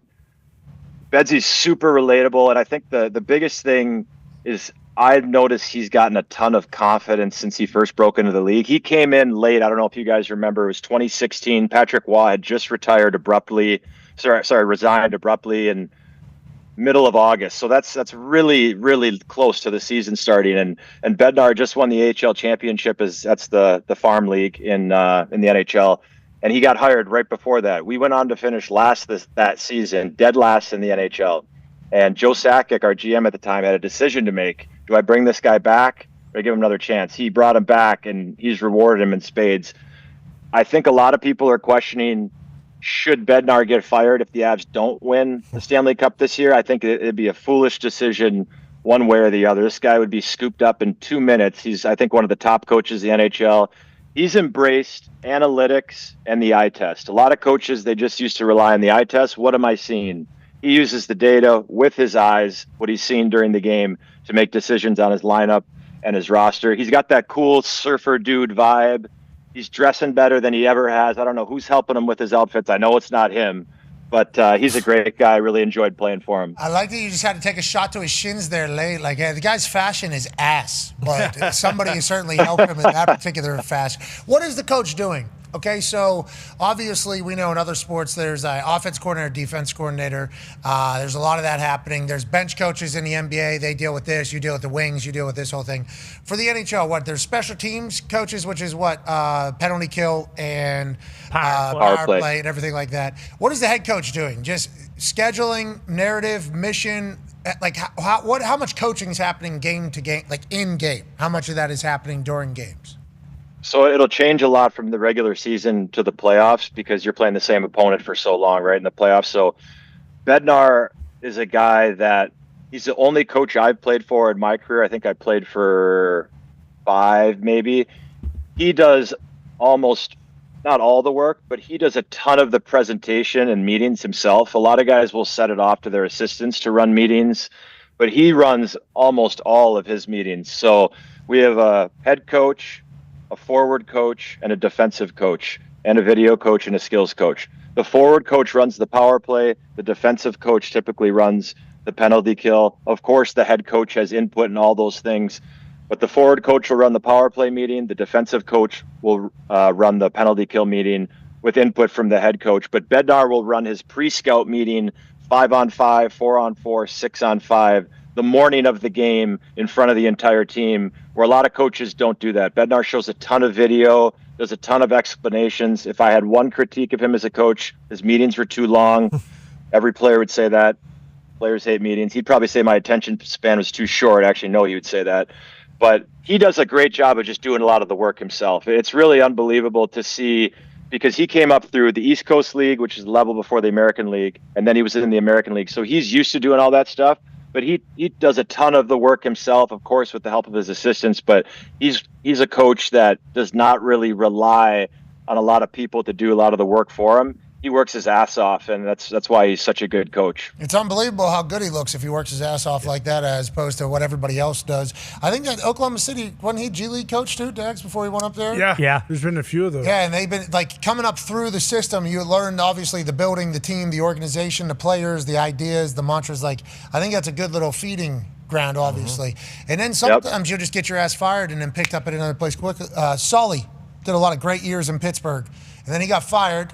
And then exactly what you said happened. Somebody will pick him up in 2 minutes. He went to the Rangers. And then the Pens went to the playoffs. And the Rangers did not. Now, would you like to break some news, EJ? Let's break it. Okay, I don't know. You would have to be the one that would break the news. Is McDavid coming to the Pittsburgh Penguins? I'm gonna have one hot take for you right now. I think one of Austin Matthews or Connor McDavid will be on the Minnesota Wild in the next 3 years. Wow. That's my hot take. I think they're going to find a way to get – they need a center. That's Minnesota's clear Achilles heel. They need a number 1 center. I think Bill Guerin finds a way to get a Matthews or a McDavid in Minnesota to push them over the edge. I really do. That's my one hot take for the day, boys. Okay, I like that we're doing hot takes from a horse farm. Now, Minnesota, Billy G said he's going to get active, too. Yeah, Horno, when you hear Billy G say that nobody on the team is safe as far as, can be moved or anything like that, if you're on that team, does that make you feel better? Or is that one of those things where it's like, hey, yeah, that's part of the business? Because as a Boston Bruins fan, I would love to see Matt Boldy don in the... How about Quinn Hughes coming to the Pens? Yeah, maybe. Well, he's a free agent, so it feels like after next season. If Jackie Hughes doesn't bring his brother home, then maybe he does. Oh, he was kind of sucking up to him yesterday on air. Yeah, they were kind of. Yeah, Jack Hughes was sucking up to Quinn Hughes on air Bullshit. yesterday, trying to get him over there to New Jersey. Sorry, we just interrupted that. But what does Billy G mean when he's saying that? So it's, I think, unnerving as a player. I've been in a position where I thought I was never going to get traded when I played in St. Louis, and I got traded in my 3rd year there. Very surprised, and I've been in a situation where I thought I was going to get traded, and I did. So I've kind of worn both of those hats, and both are really uncomfortable positions, but I like that he said that, because at the end of the day, he's right. Are there guys that you're going to not listen on?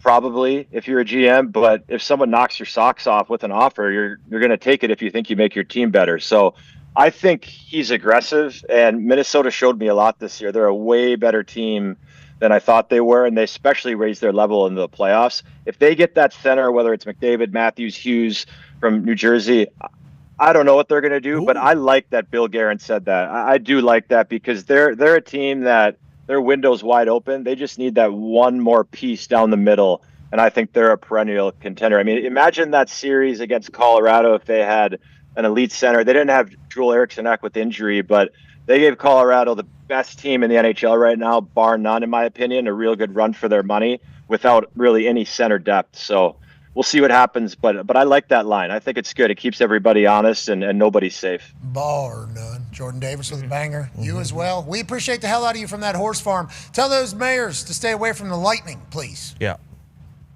Thanks, boys. Cheers. Have a great day. Hey, stick tops to you, Horno. Stick tops to you. Horno! You didn't take your shirt off today, Horno. Good work, Eric Johnson. Horno. That guy's got a future. Yeah. Yep. He should just be maybe live streaming all the time. Sure. Does he ride horses? We didn't ask him if he rides the horses. Yeah. I would assume he's like a cowboy.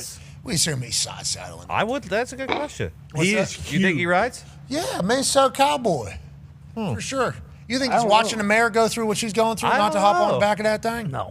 Might feel bad. I think it'd be pretty dangerous. Those horses are an incredible species. Oh, yeah. I think that is something that every time I watch like a horse thing, I happen upon it.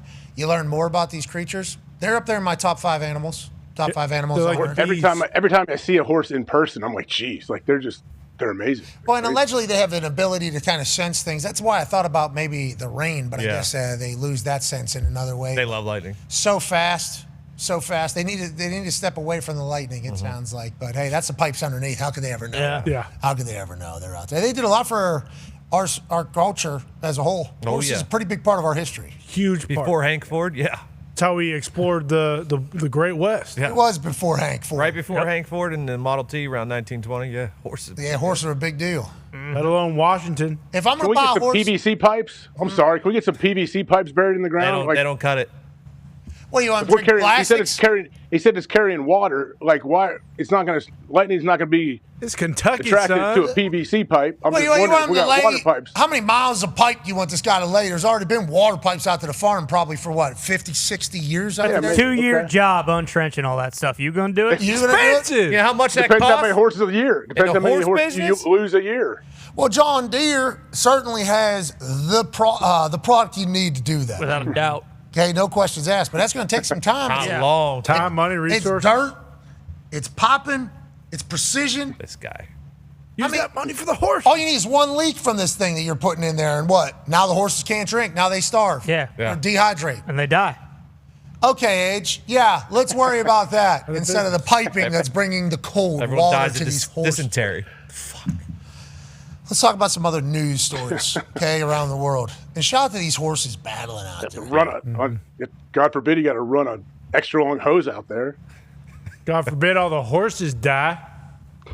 Are you going to unravel that hose every time? Yeah, I got it. I'll do it. Super long hose. Get a bunch of kinks in it. Exactly. Yeah, exactly. That is If that tough. thing That goes is like, tough. What? I gotta get Tim Allen to teach me how to wrap it up Yes, properly you so it do. doesn't kink. Listen, I don't know how long we can do this one, but what I've learned is even this one is now being defeated by these new rubber hoses that are not supposed to tangle, but they just find new asshole ways to tangle. Now I'm they're saying sick of the tangle-free stuff that's not tangle-free. They're saying these extension cords these days, you aren't even supposed to do it that way. Yeah, I'm not supposed to That's what do they this. say. Get That's the what they fuck say. out of Allegedly. my face. Who's they? Exactly. Someone People who's that have never never done rolled, that. yeah. I still do it, but Yeah, of course you do. Big extension cord. I'm not. Extension cord's got the cranks you can just put on there and just. Them fuckers are nice. I think they also got a. Not mine. Yeah. Yeah, they do. They got a. Yeah, if one. you want some weak ass extension cords, yeah, sure. No, the problem with the is it inevitably sits on top of each other and stops, and you got to like Yeah, I got 200 footers only. So 200. All right, Tone, I got good news for you, ladies and gentlemen. 10 international games coming right up. Yeah.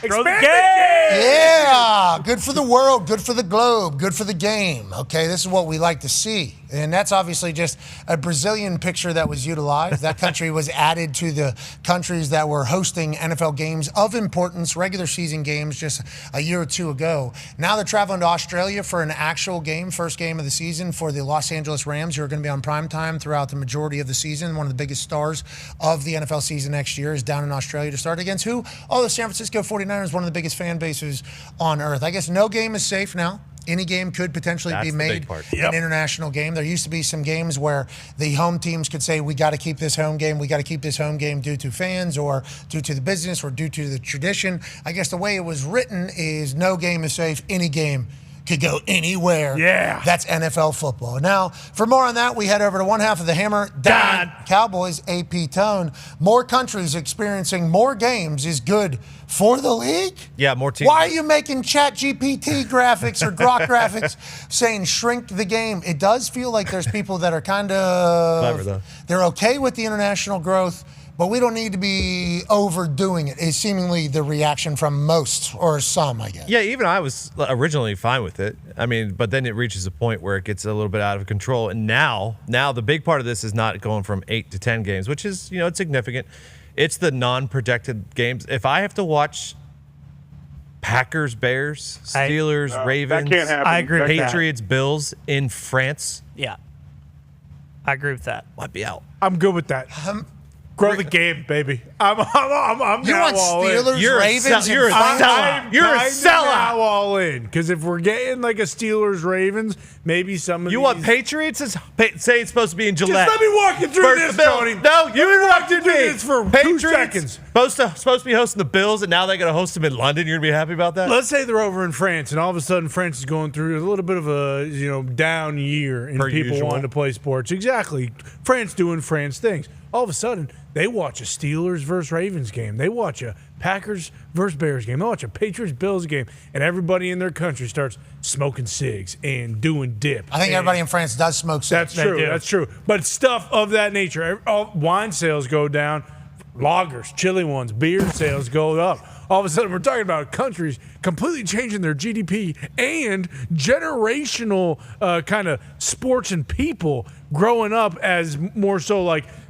What's the teams? You don't think Dolphins Cardinals could do that? That's what I'm saying. Bingo. You don't think Dolphins Cardinals could do that in France? Give them that. I don't give a shit about any of that. I don't want fucking pivotal division games played in other countries. Tony's exactly right. If Packers Bears, Packers Lions, something like that is in fucking China or something like that.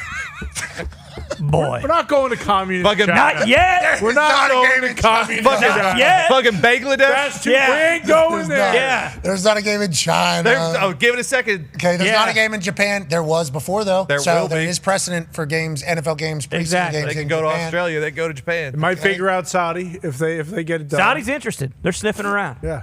Yeah, See, everybody, I think, is because it's the NFL. It's the biggest league on earth. So I do Communist China ain't getting a division game. You don't know Okay, that. I'm not going That's to go it. that That's far. where you draw your They line? might play a Yeah. football game in fucking Tiananmen Square before the end of the decade. Let's go to Mount Fuji, though. I mean, Japan would be All right, cool. everybody's overreacting. This is good for the game. Oh, we're overacting about the division stuff? The division stuff needs Can't happen. I'm good with. I think it's now, good. granted, Colts played the Jags in London. Well, that doesn't count. What was the last time they? Oh, that's disgusting. But what if it's a Jacksonville game? All right, Colts haven't won in Jacksonville. All of a sudden, you know what? Let's take it to France, and then you guys might win. All right, we're talking about the world. We're talking about sport. yeah. Remember, more sports in the world is good. Okay? Agreed. I stand by that. I don't think they should have worded it like, hey, the big rivalry game that we all look forward to in the cities that used to have like city rallies to go hate the other team. They should have said in there that they're not going to take those. They should have said that. Bills Chiefs in Moscow. Sign me up. See, that's your problem. You don't. I don't like. You don't think Panthers Falcons over there could do the That's trick? fine. I don't love that. That's I want to Panthers see Falcons is fine. We'll allow that. Allen, Mahomes, the Kremlin. Show me. Show me something, Rod. Putin would score 3 times. I mean, we understand that would take Exactly. place, but we think sports for the world is good, but we would like to keep the reason why the sport is potentially beloved, why the sport is beloved. Well said. You can't be taking the rivalry matchups and traveling them around the Remember, world. this is a guy that wants a Super Bowl internationally. That's not what I said. I made some That's salient points as to why it would make a little bit of sense. And I think what he was trying to say is for the good of society, We need more ball. Oh, the world doesn't need football? Yeah, exactly. Yes, it does. Exactly. The football tells such a beautiful story. Yeah, it does. Any body shape can become a professional. Anybody can play. Any socioeconomic status, any political affiliation can play football. Now, with flag, it makes it much easier as opposed to the pads. And it's gonna take a little bit for some of these countries to buy into ball. But I'll tell you, if they get a chance to see the Arizona Cardinals and the Miami Dolphins take each other, I think they're going to love the game. I think we need the appetizer first before we start sending the steak in there. Like Niners-Rams, that's crazy bullshit. that's in Australia. That's bullshit. But Australia, from watching Aussie Rules football and from their culture, and they also have Aussies that have been in the NFL, so they know the sport, I think that country is ripe to fall in love with American football. So I appreciate us taking a game there. We just can't be taking a big one. These nations made their bed when they picked soccer and cricket and rugby and shit. They had their chance. They could have been a football country many, many years ago. They made the wrong choice. Boys, what are you? They made their bed. Tell you what, we live in 100 years Now ago? they got to sleep in it. Those countries They're never probably gonna play watched football, Panthers, Dolphins, and said, why would I ever watch this again? We got to send some of our head honchos over Okay, there. Carson Wentz needs to play. Boom. In all these games. I'm good with I'm that. good with that too. All right, we'll continue. He's the global QB. Jameis and Carson are always the quarterback of the teams that go over Let's talk about actual global game and global competition. Sure. Ladies and gentlemen, it's time to make a massive announcement in the golf world. Oh. Everybody knows the Ryder Cup, which is USA versus Europe. The President's Cup, which is coming right up this fall, is the United States of America against the world, excluding Europe. Mm-hmm. We lost to Europe. We're going to get their ass next time. Yeah. But we have a chance on redemption in the President's Cup to really claim stake to the golf game yet again. But if we lose to the world, dark days ahead in the optimism. A man who's been tasked with being the captain of the President's Cup team, fresh off a Myrtle Beach win for the PGA a couple weeks ago, and at one time, the 2007 PGA Rookie of the Year icon, Brant Snedeker. Hey. How you doing, Ball? Doing good, man. Thanks for having me. I'm still laughing about the last discussion, so bear with me here. Do you have anything to add? Would you like, because you are. I mean, just the thought of Tiananmen Square getting brought up in football about brought me down. I mean, I love these conversations. Wow, I'm a huge fan. Thank you, Captain. Thank you. We appreciate that. We also appreciate the fact that you're leading the lads in a redemption, hopefully, after what happened in the Ryder Cup against the world's golfers in the President's Cup. I believe today, massive day, because we're about to have the captain's assistants officially announced. Would you like to announce who will be joining you, and what are the jobs and the gigs of all of them? Yes, my first two assistant captains, I'm naming today, their job is to kind of keep me on task, to make great sandwiches for the guys, to kind of be the moral support for the team. Hell yeah. To help me not mess up, most importantly. But my first assistant captain is going to be Jim Furyk, recently announced 2027 Ryder Cup captain. So obviously 225, he was the President's Cup captain. Yeah, Jim's the best. He was a winning captain in Montreal last time we played the President's Cup, so have somebody with experience on teams is going to be extremely valuable. Okay, love that. Okay, so you got Jim Furyk helping you out, not just making sandwiches, also sharing some game. Who else is a captain's assistant that will be leading us in this world battle of golf, the President's Cup? The previous Ryder Cup captain, Keegan Bradley, will be my second. Let's go, King! A couple Northern lads here. I obviously appreciate the decisions that were made. And obviously, this is still pretty far out. September, October, whatever the case is. And how do we feel? September. How are we going to vote in this? Because I'm going to be honest. Europe had a lot more moxie in the Ryder Cup. Europe had a lot more fun. Europe obviously was making every single putt. Is it a battle of who's hot, or what is your real goal to get this team back on top of the golf world? Yeah, I think you hit it on the head. I think just trying to get these guys as relaxed as possible. You know, these things are so stressful, you know, being part of a team, not wanting to let your team down, not wanting to let your country down. I think, you know, at times in years past, we probably cared too much and probably put too much on ourselves. So, you know, I think my role as captain and using Jim and Keegan as helpers is to kind of make sure these guys are as comfortable as possible, make sure we have a good plan in place. Make sure the crowd's rocking. We're going to be in Chicago. What a great sports town. Medina is going to be our biggest build-out ever for President's Cup on U.S. soil, so it's going to be rocking. we'd love to have you there, kind of broadcasting for the week. So that invitation's out there for you guys if you want to come up. But Chicago's a great sports town, so we're looking forward to having a great time. Okay. Listen, if we're a part of American greatness, we certainly love that, especially in the sport world, as we can rally around the lads as they take on the world who will be rallying around them. Hey, no pressure. We're 13-1-1 in these things. Okay. Not bad. Exactly. Pretty good. Let's go, Brant. We appreciate the fact that you're the captain. We're very thankful for the opportunity to potentially travel out there. We'll have to check the schedule. It is in the middle of football season, but if we can get out there, we certainly would love to celebrate what you, Keegan, Furyk, and the boys will be cooking. Thank you for joining us, Brant. And congrats on the win just a couple weeks ago. That had to be awesome. That had to feel pretty sweet. Yeah. Thanks, I got one for the old guys. You know, it's nice to know you can still do this every once in a while. Hell yeah. And listen, hey, Brant, I got this thing. This thing just makes every putt for me. Is that right? It does. I actually switched to it as well, so it's unbelievable. It helps me. It can help anybody. Why is this thing? Why am I putting good with this though? Is there a reason? Like, what should I think about why it's working so well? Don't overthink it, Pat. I think that's a pretty good rule for you. Is not overthink anything. Smart. Let me smoke a little bit more. You're the man, ladies and gentlemen. It's Brant Snedeker. Yeah, Brant. That's good coaching. You hear what he did? Yep. Yeah, he's great. bringing that to the President's Cup. Yep. Did we break the news about that 2 years ago that's coming up here in a year? I forget. There was some golf news. We broke that Furyk was going to be the captain of the 2025 one. In 2023, we broke Or that. 24 one, whatever I it was. remember that, yeah, you remember we broke the news like 10 months ahead of time. And we were pumped because we were part of some news breaking golf. We like golf. We love golf. But then immediately as it happened, we were all like, man, we're not going to talk about this for a long time. No, and we didn't. But this we will. Yeah. Keegs gets a chance to bounce back. Sned understands the program, talking about Tiananmen Square. Weapon.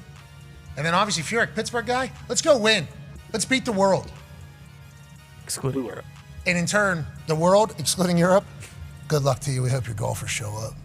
Because you think Scotty's losing back-to-back international affairs. Yeah, right.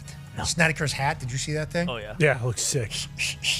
Those three letters mean so much, and they're going to win. Hell yeah. A long time from now. We'll talk about it then. We'll continue as SportsCenter takes it over from here. We continue digitally. Goodbye.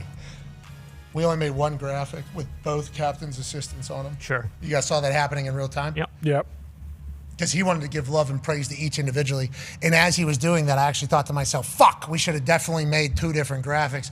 But instead, got through the first one, love that guy, big wide shot. Hey, Jim, congrats. And then as soon as he says Keegan Bradley, it's like, here they are, by the way. Here they are. They wouldn't want to be on separate ones. They're a team. They're so close together that they would want to be next to each other on the graphic. That's the type of rally that we need. Because remember, the Team Europe golf team was all on a group chat text for years. Singing songs, drinking beers, inside jokes.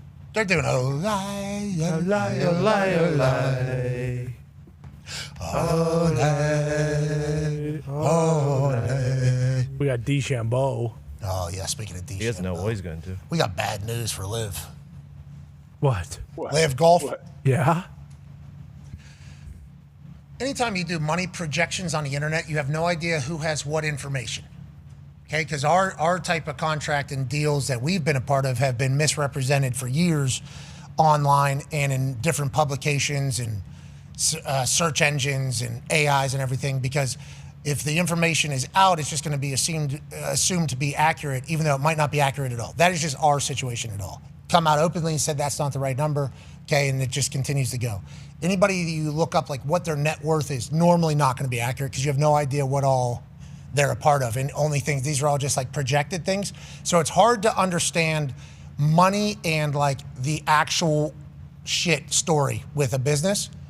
Well, what they're saying with LIV, we need $250 million really soon. Okay, there's only a little bit of money left from the Saudi PIF fund. And by the way, $250 million you give today, 20 months, we'll give you a return. I don't know if anything has been able to become such a money maker so quickly. So I assume they have a great idea for this. But allegedly, it's being reported that LIV needs $250 million, okay, $250 million now. Okay, we need it now. And less than 2 years from now, you're going to be making money on that. I'm excited. I would like to see the pitch deck on that entire thing. I would like to I would like to see the path to success that they have, because if they do have a path to success that they're saying within 20 months, which would be a crazy turnaround just for any company that isn't headed by some massive AI tech company, $250 billion turnaround profit from a company that is at damn near zero right now is an absurd. That's a very aggressive thing. I just from everything that we've experienced. Elon has done it 10 times. Okay, so people think that that's just a natural thing because we see fucking Bezos and we see Elon and we see these fuckers that are at the Ari Emanuel just got a fucking football team. Mm-hmm. You see these people that are at the top of these things that run a few businesses very well. We don't remember about all the other businesses that happen that do not do that. Turning a $250 million investment into a profit in 20 months is a very aggressive pitch. If that is what they are pitching, I would like to see what it is. It has to be a content play, obviously. Is it a TV network deal? Now that the Saudi money isn't in there, they probably think that maybe it's easier to do. They have DeChambeau, right? For now, that's the biggest thing is how many of these guys, how many, like, it's already kind of, these guys are already kind of exploring, like, Rombo's still there, though. Yep. But And the contract. But is he already exploring going back to the PGA? Because, like, a lot of I mean, if that's the idea and this doesn't work, They then all are. That's what I'm saying. So it's like, if they get this investment or whatever, and then by the time they actually do get it, and half of the guys who we know are playing on LIV right now have already started the process of going back to the PGA, then it's like, how is it going to be profitable? Like, you're basically holding on to the fact that we have Rahm, we have DeChambeau, and then if those guys go, like, what do you have? You know what I would do? Okay, and this is just me talking spitballing here. Mm-hmm. I have Cam Smith, Rombo Bombo, DeChambeau. Who else? Phil. Yeah. Phil. He's going through something right now. Lee Westwood. All the people that we've heard of, I would just have them play against each other at different courses. Mic'd up. Primetime golf. Yeah, that's what I would do. I'm doing a night golf. That's the only way. And I'm having them play against each other at actual courses. We're doing a golf broadcast. I would just take the stars, turn them into playing golf against each other. They have their own little league. You can even have some celebrities come through and play if you want to do some So like different type of TGL shit. on actual golf courses? Yeah. Yeah, with celebrities. I think, and you can have the other guys golfing in there too, like fucking whatever you want to do. But the leaderboard needs to be all their big names. I need to be able to see it. Golf carts. And they have to do something different. And now without the Saudi money, maybe somebody will pick that up. Well, I think we know who. Mike Rapoli. He doesn't give a fuck about that 20 months.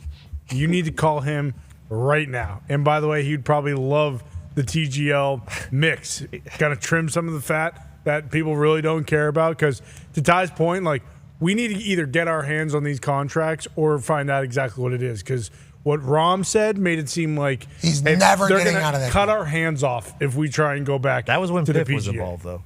He's probably not as afraid to get out of his contract now. No, that was after Pitt. I think he said that. If the league folds, he can leave before 2029, obviously. For sure. Yeah, because that would be, what's that called whenever you breach? They would breach too. That would be a breach I of mean, contract. this would be the most, like, as Pete Thamel, this would be a seismic situation if they figure this out and turn it around, don't you think? Yeah, I would like to see what the pitch is. Yeah. I would love to be in there just watching that unfold. Hey, because you see it in Shark Tank, obviously. That's real life. That is how shit actually gets done. Normally, it's not just multiple people that are sitting there. Usually, it's one company. You go in there and you're selling. There's questions, there's asking, and boom, there's activity, there's that whole thing. Getting up there and saying, this is what we think we could turn. This is what we need $250 million for, okay? This guy, they're offering some crazy contracts to these guys. This guy's owed $180 million. Yeah. Like, what if that is the case? We owe this guy $75 million over the next year or something like that. That's probably a big part of the problem for them. Yeah. That's why they need the massive amount of money. But we think if we keep them, we'll be able to generate amount of money if we invest this much at $250 million in 20 months. The amount of people that probably said, okay. Yeah. Everyone they've mentioned that to so far.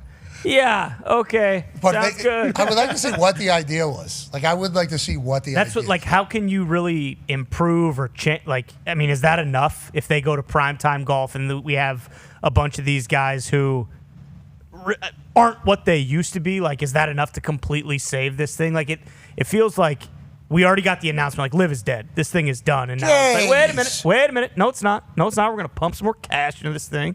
We're going to tweak a few things, and we're going to be right back where we said we would. Well, we need a little bit more of the cash Yeah. to pump into this thing. Possibly you giving us that as we continue to go.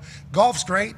YouTube golf has become a very viable business for a lot of different companies creating content. So maybe they got a content strategy, man. So, yeah. You know, remember DeChambeau's chip over his house? Oh, yeah. We DC that. So $5 billion. Taj Mahal. $5 billion wasn't enough, but $250 is going to get it done. Different leadership, different decisions, Sure, yeah. different ideas, True. different content. Still golf, but louder. Maybe YouTube does it. They should go play it like Muni's and have these guys shoot like 57, 56. Put lights in the courses. Yeah.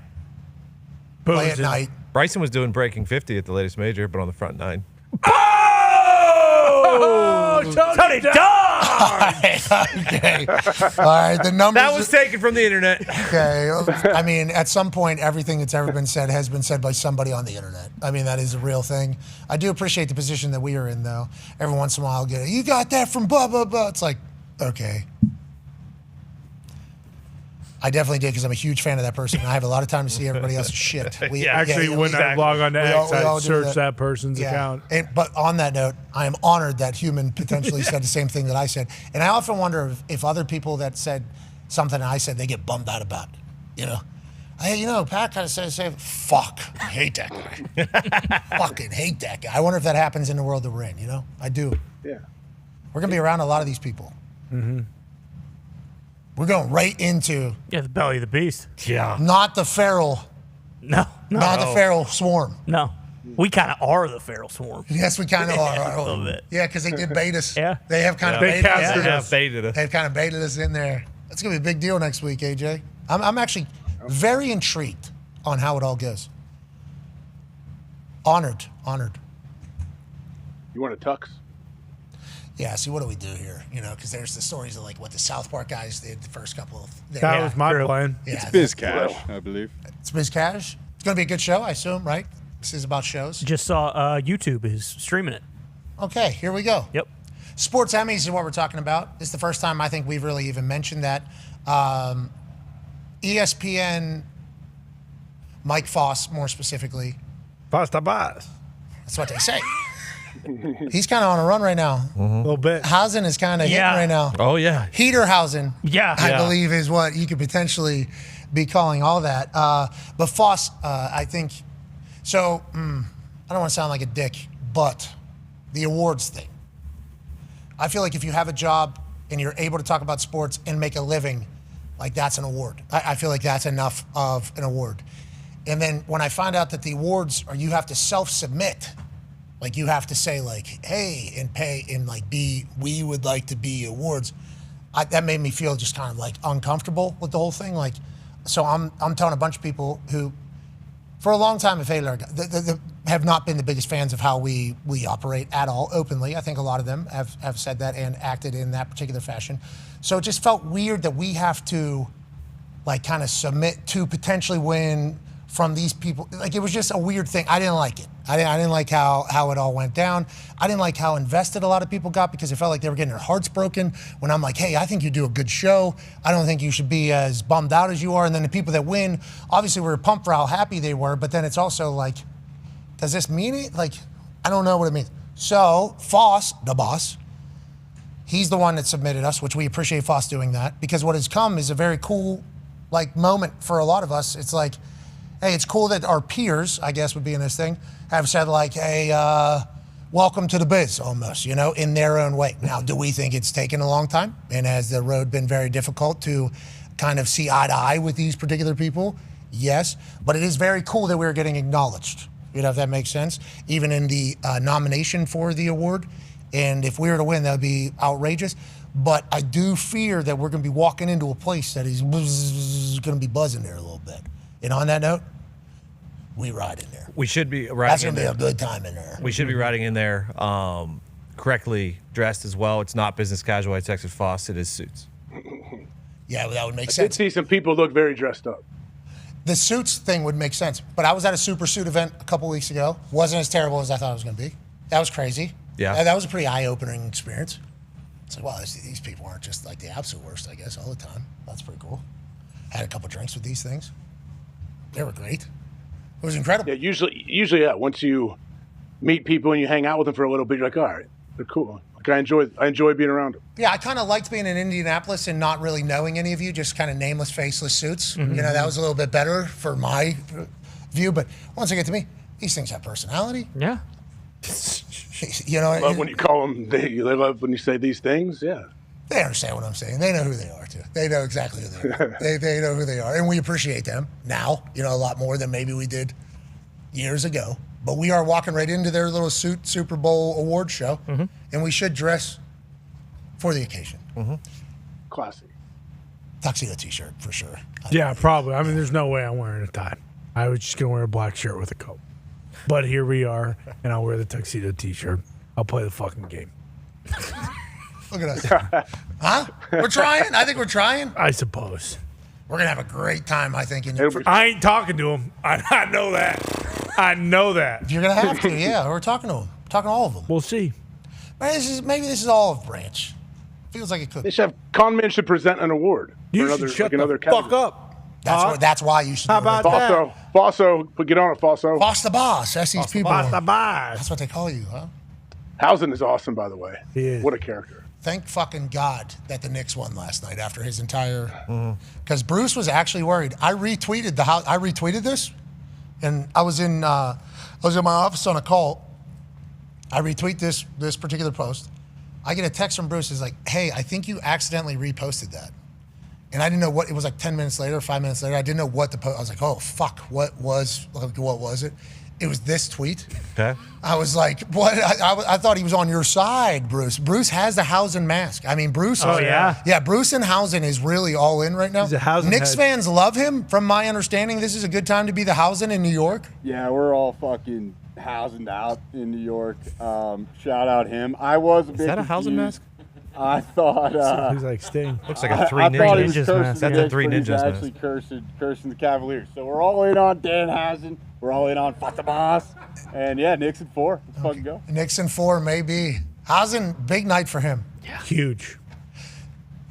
Look at him. This guy's going to be courtside. He's going to be sitting with Timothy Chalamet. Good for you, Housen. Good for you, Housen. He's in New York for the New York Knicks on First Take yesterday. Oh, yeah. Did you see that? That was yeah. Housen's in the building. Like an hour. He's got a good brain, too. I appreciate the way Housen's brain operates. I also like that Bruce is all in. He wanted to kill Housen yesterday whenever he was talking about the Knicks a little bit. And then he learned, oh, wait. The second I saw him on NBA Today, I was like, holy shit, he better not. I'll fly there. I'll kick Dan Housen's ass. And I'll fly back Dan here. I Housen. won't even go. You don't want to do that, Bruce. Yeah. Don't worry. The Miz is on it, brother. The Miz got to be heartbroken. Yeah, was he tweeting it when they were up big or anything last night? Yeah, here it is. Good thing there are no curses, and tonight will prove it. Also, it's one thing to put fake curses on me, but my team, I will end you. The Miz doesn't know he actually cursed the Cavs. Just kind of took a little bit of time to get there. It was late in the fourth quarter, Housen, and then it kind of really went crazy for him. The Miz is saying that there's no curses. There's people coming out and saying there's no mind reading. What? Those people are wrong. Yeah, that's the thing. That's bull. Yeah, it's big bull. I will say. Rick Boog's bull. I will say. Hilarious Will Compton situation. Yes, yes it is. What's that fucking guy's name? Bryce? What's his? Him just. Bryce, that's what it is. And then he looks it up. And then, no, it's Brees, you fucking, that's not the guy. It's the other guy. In the moment, Will knows, too. Oh, yeah. Oh, yeah. Will immediately, because Will had a full embarrassment moment for himself whenever he couldn't remember Brees' name. So that entire moment now becoming this entire thing about this guy isn't actually picking up his soul and going inside your brain, believe it or not. It's like, okay. All right, we got it. Well, the fucker's good. Yeah, Okay? yeah. And if you get to the point that you have people breaking down what you're doing in super slow-mo, that means your gimmick has worked. Agreed. So congratulations to Oz. They're coming for you, though, bro. They are. Oh, yeah. They're coming for you, Oz. Batten down the hatches. But the gimmick worked. I think that is the only way you could describe that, is if they're coming for you like this and they're exposing you like this. The Masked Magician came out whenever there was somebody who was really hot in streets back in the day. I forget who it was. Magic was getting real hot. And then the Masked Magician came out and was like, let me tell you why everything you're looking at is bullshit. And I watched it because I love Magic. And it was like, wow, they're actually just doing that this entire time? And then you have to kind of like bury that. You'd be like, nope, don't let that kind of be the thing. So you can suspend reality whenever you go back to a magic trick here in planet Earth, you know? So I've always done that, but Oz, we're fucking watching you now. Yeah. You ain't getting away with any of this shit. No longer. And there's still things that like we couldn't explain. Like there are still multiple things that, and I get that aspect of it, but there are still things that he did just even behind the scenes that we couldn't kind of even figure out what he was doing after. My credit card number. Yeah, your credit Rogan's card credit card number. Yeah. Rogan's. How did he know the draft order? Yeah, like he had the draft order. Yeah, birthdays. just names and contacts of phones. Like, there are still things that is impressive, but yeah, that gimmick, unfortunately, it does seem as though people are out on that part of it. Well, congrats, Oz. And Baby O's. Baby O's might be good for book sales. Yeah, maybe he can write a tell-all now. What did we think he was doing? You know, I call him a demon. He's great. He's great at what he does. He's awesome at it. He's very skilled. But like, yes. Charming. Oh, what is AJ saying? Funny. AJ, you've always been a doubter? No, a doubter of what? That he's like we call him an alien and everything, but it's called magic. It's called illusions. They're tricks. He's a mentalist. We don't know how they do it. I think that's the problem. He calls himself a mentalist. That's what started this whole snowball going. No, his old buddy making a 5-hour video. What was that mentalist on America's Got Talent? The two ladies, the lady and the guy. I love Matt. People probably know this about me now. I mean, you do amazing. I don't know how you put that. You tuck that. I don't know how you make that. I don't have a handkerchief. I thought he was a mind reader. That is a shame. That's not what you guys thought? I thought he was a mentalist. I thought he jumped up into my brain and got me a couple different times. But I'm a big time Magic fan. Like if I'm in New York or one of these cities and there's a magic show, that is good. I don't want to go to some fucking little kid one. But if there's like a good magician, that means you're about to watch somebody execute some shit at a pretty high level in front of a live audience. I'll go watch it. I enjoy it. Trying to figure it out is all anybody's doing while they're watching magic tricks. Have we all caught people before in magic? Yes. But I think that's kind of a part of magic, you know? It's just like, hey, he's doing his shtick right now. Mm-hmm. He's doing his shit right now. Is he able to execute it? Oz was for a long time. He was? He had fucking NFL quarterbacks throwing the ball to different numbers for pin codes. That's crazy, too. Explain that, AJ. Yeah, think about how he pieced that together. I don't know. Did you watch Penn and Teller Fool Us? You ever watch that I show? have seen some of that. Yeah, I saw a good amount of that. Yeah, watching them call out other magicians for what techniques they're using that are like kind of inside behind the thing was funny. Like, and then if they actually tricked Penn and Teller, it was like Fool Us. So it's like, I think magicians have always been able to tell folks what other magicians are doing. Executing it, I think, is the big difference. Like John Dornbos, the long snapper formerly of the Eagles, then he goes down to the Saints. They find out during a physical that his heart was basically about to something shut down. He gets emergency heart surgery. He comes back. He was on Ellen. He was America's Got Talent. He was awesome. His story was fantastic as well. Talking to him about what other people were doing was an enlightening time in my life because I started. This show almost began every day with me popping up out of nothing. You know, like that is almost how a couple of these shows started. He's like, oh, we can definitely make that happen. Yeah, let me call Bubba da Boom to Bang it a Pow. And it's like that's the bish. Yeah. Now wrestling. They work at it though. They work at it. I've talked to a dude who practiced a trick for a year and a half before they even do it publicly. Yeah, exactly. So we still got to mass respect. Good luck out Exactly. there. Good luck out there. Keep doing it, O's. I think he's going to go through it a little bit, though. Yeah, just start running. Do the marathon Definitely. thing. How's he run 100 miles in a day? Can't freaking joke your way around that one. Yeah, that better not be Fugazi. You know what they're saying about Frank Abagnale? Catch me if you can. What's that? The rat. He made it up. The fucking snitch. Because he did all that stuff, and then the kind of first opportunity, he just said, okay, I'll work for the FBI. That was a business opportunity. I mean, he was protecting businesses is what he was doing. He provided opportunity. Sure. But what they are saying is potentially his hustle is creating and faking an entire hustle. That's a good hustle. Pretty good little hustle. Yeah, without a doubt. I was flying around flight attendants, forging checks and things. Really? Yeah. It was unbelievable. Make a movie. Yeah. Spielberg made a movie. 10 million, 10, 20 million. It's a good hustle if that is the case. Oz had a good hustle. Yeah. No. Make the Oz movie. Not a hustle. Guy's real. Just because some guy that won a Pulitzer says he's not. Pulitzer's a pretty big deal. Are they giving those out at this thing that we're going to next week? Maybe. I don't think so. We better get one. I don't think so. I think so. I don't think so. All right, let's get the hell out of here. We appreciate you all so much. I think we covered everything that needed to be kind of covered in the sports world. PGA Championship, big numbers. Sports up and to the right. Yeah. That's all you need to know. Sports are continuing to deliver, which is fantastic for all of us.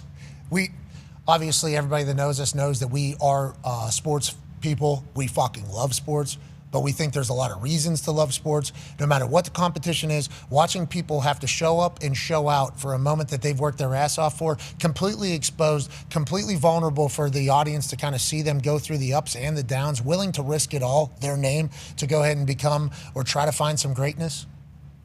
It's beautiful. Shout to sports. Shout out. Did I win that fucking golf thing? What is? I'm about sick of these emails from this guy. No, it's tough. You didn't win, though. Days almost did. Hey, we got 2 more, though. All it takes is 1. Sounds like this is a bigger scam than fucking breaking cards. I can't break the top 60 in that thing. I came in third. I was gonna say we got a couple guys Out of who 150 or whatever. Third? Mm-hmm. I have a top 5 finish as well. Yeah. So we're looking at the FedEx Cup points right now and the kind of chase. There's 3 or 4 of us in the top 25 in the year standings. 3 or 4 of you? Who are they? Me, Connor, Ty, and Foxy. Connor, you finishing in top 10 in this thing? I don't know if I have a top 10, but I'm consistently, top 30. Foxy, you're in this thing as well? Obviously, it's your kind of club league. Yeah, I'm doing okay. So the key for people that don't know, you pick 6 golfers. You got to have 5 guys make the cut. And I've done that in every single tournament but 1. So I'm doing okay. I'm not out of it yet. I fucking need JJ Spawn to pick it up. He was the one that didn't make it. Yeah, he killed me. Yeah, me too. Yeah. So that's the bottom of the barrel here. Everybody has a price, and you're only allowed to spend a certain amount of money, 15 grand or something like that. I forget what it is, 10 grand? What is 50. It? 50, okay. I think. Everybody has a price, and then you got to pick like 3 golfers that don't have a high price value on them. Right. It's like, how the fuck do I know? Yeah, like Scotty Roy, 11 and 10.9. And then like Rom You did like better 9, than 8. Nick. What's that? You did better than Nick. Love that. Yeah, I had Blocky on my team. What? Love of the game. Be a friend, tell a friend something nice that might change your life. We're in this thing together.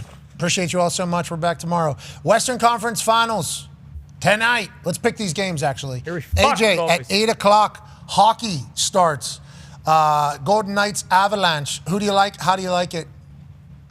Give me the Vegas Golden Knights, I feel like, on this one. Okay. Being the underdog. Okay, I'll take the Avalanche at home without Makar. See how it goes. Go ahead, Tone. That line went from minus 192 to the Lance. It's all the way down to 175 currently. It just moved again now that Makar is out. Okay, so the favoritism is bouncing a little bit. They're at home. It should be a buzzsaw. Who's on the Avalanche here? We'll see pregame. Okay, I like the Avalanche. Let's go to the 8:30 NBA tip of the Western Conference. Wemby takes on Oklahoma City. Favored by 6.5. Has that changed? Yes, it was 7.5 now. 7.5 now. AJ, who do you like? How do you like it?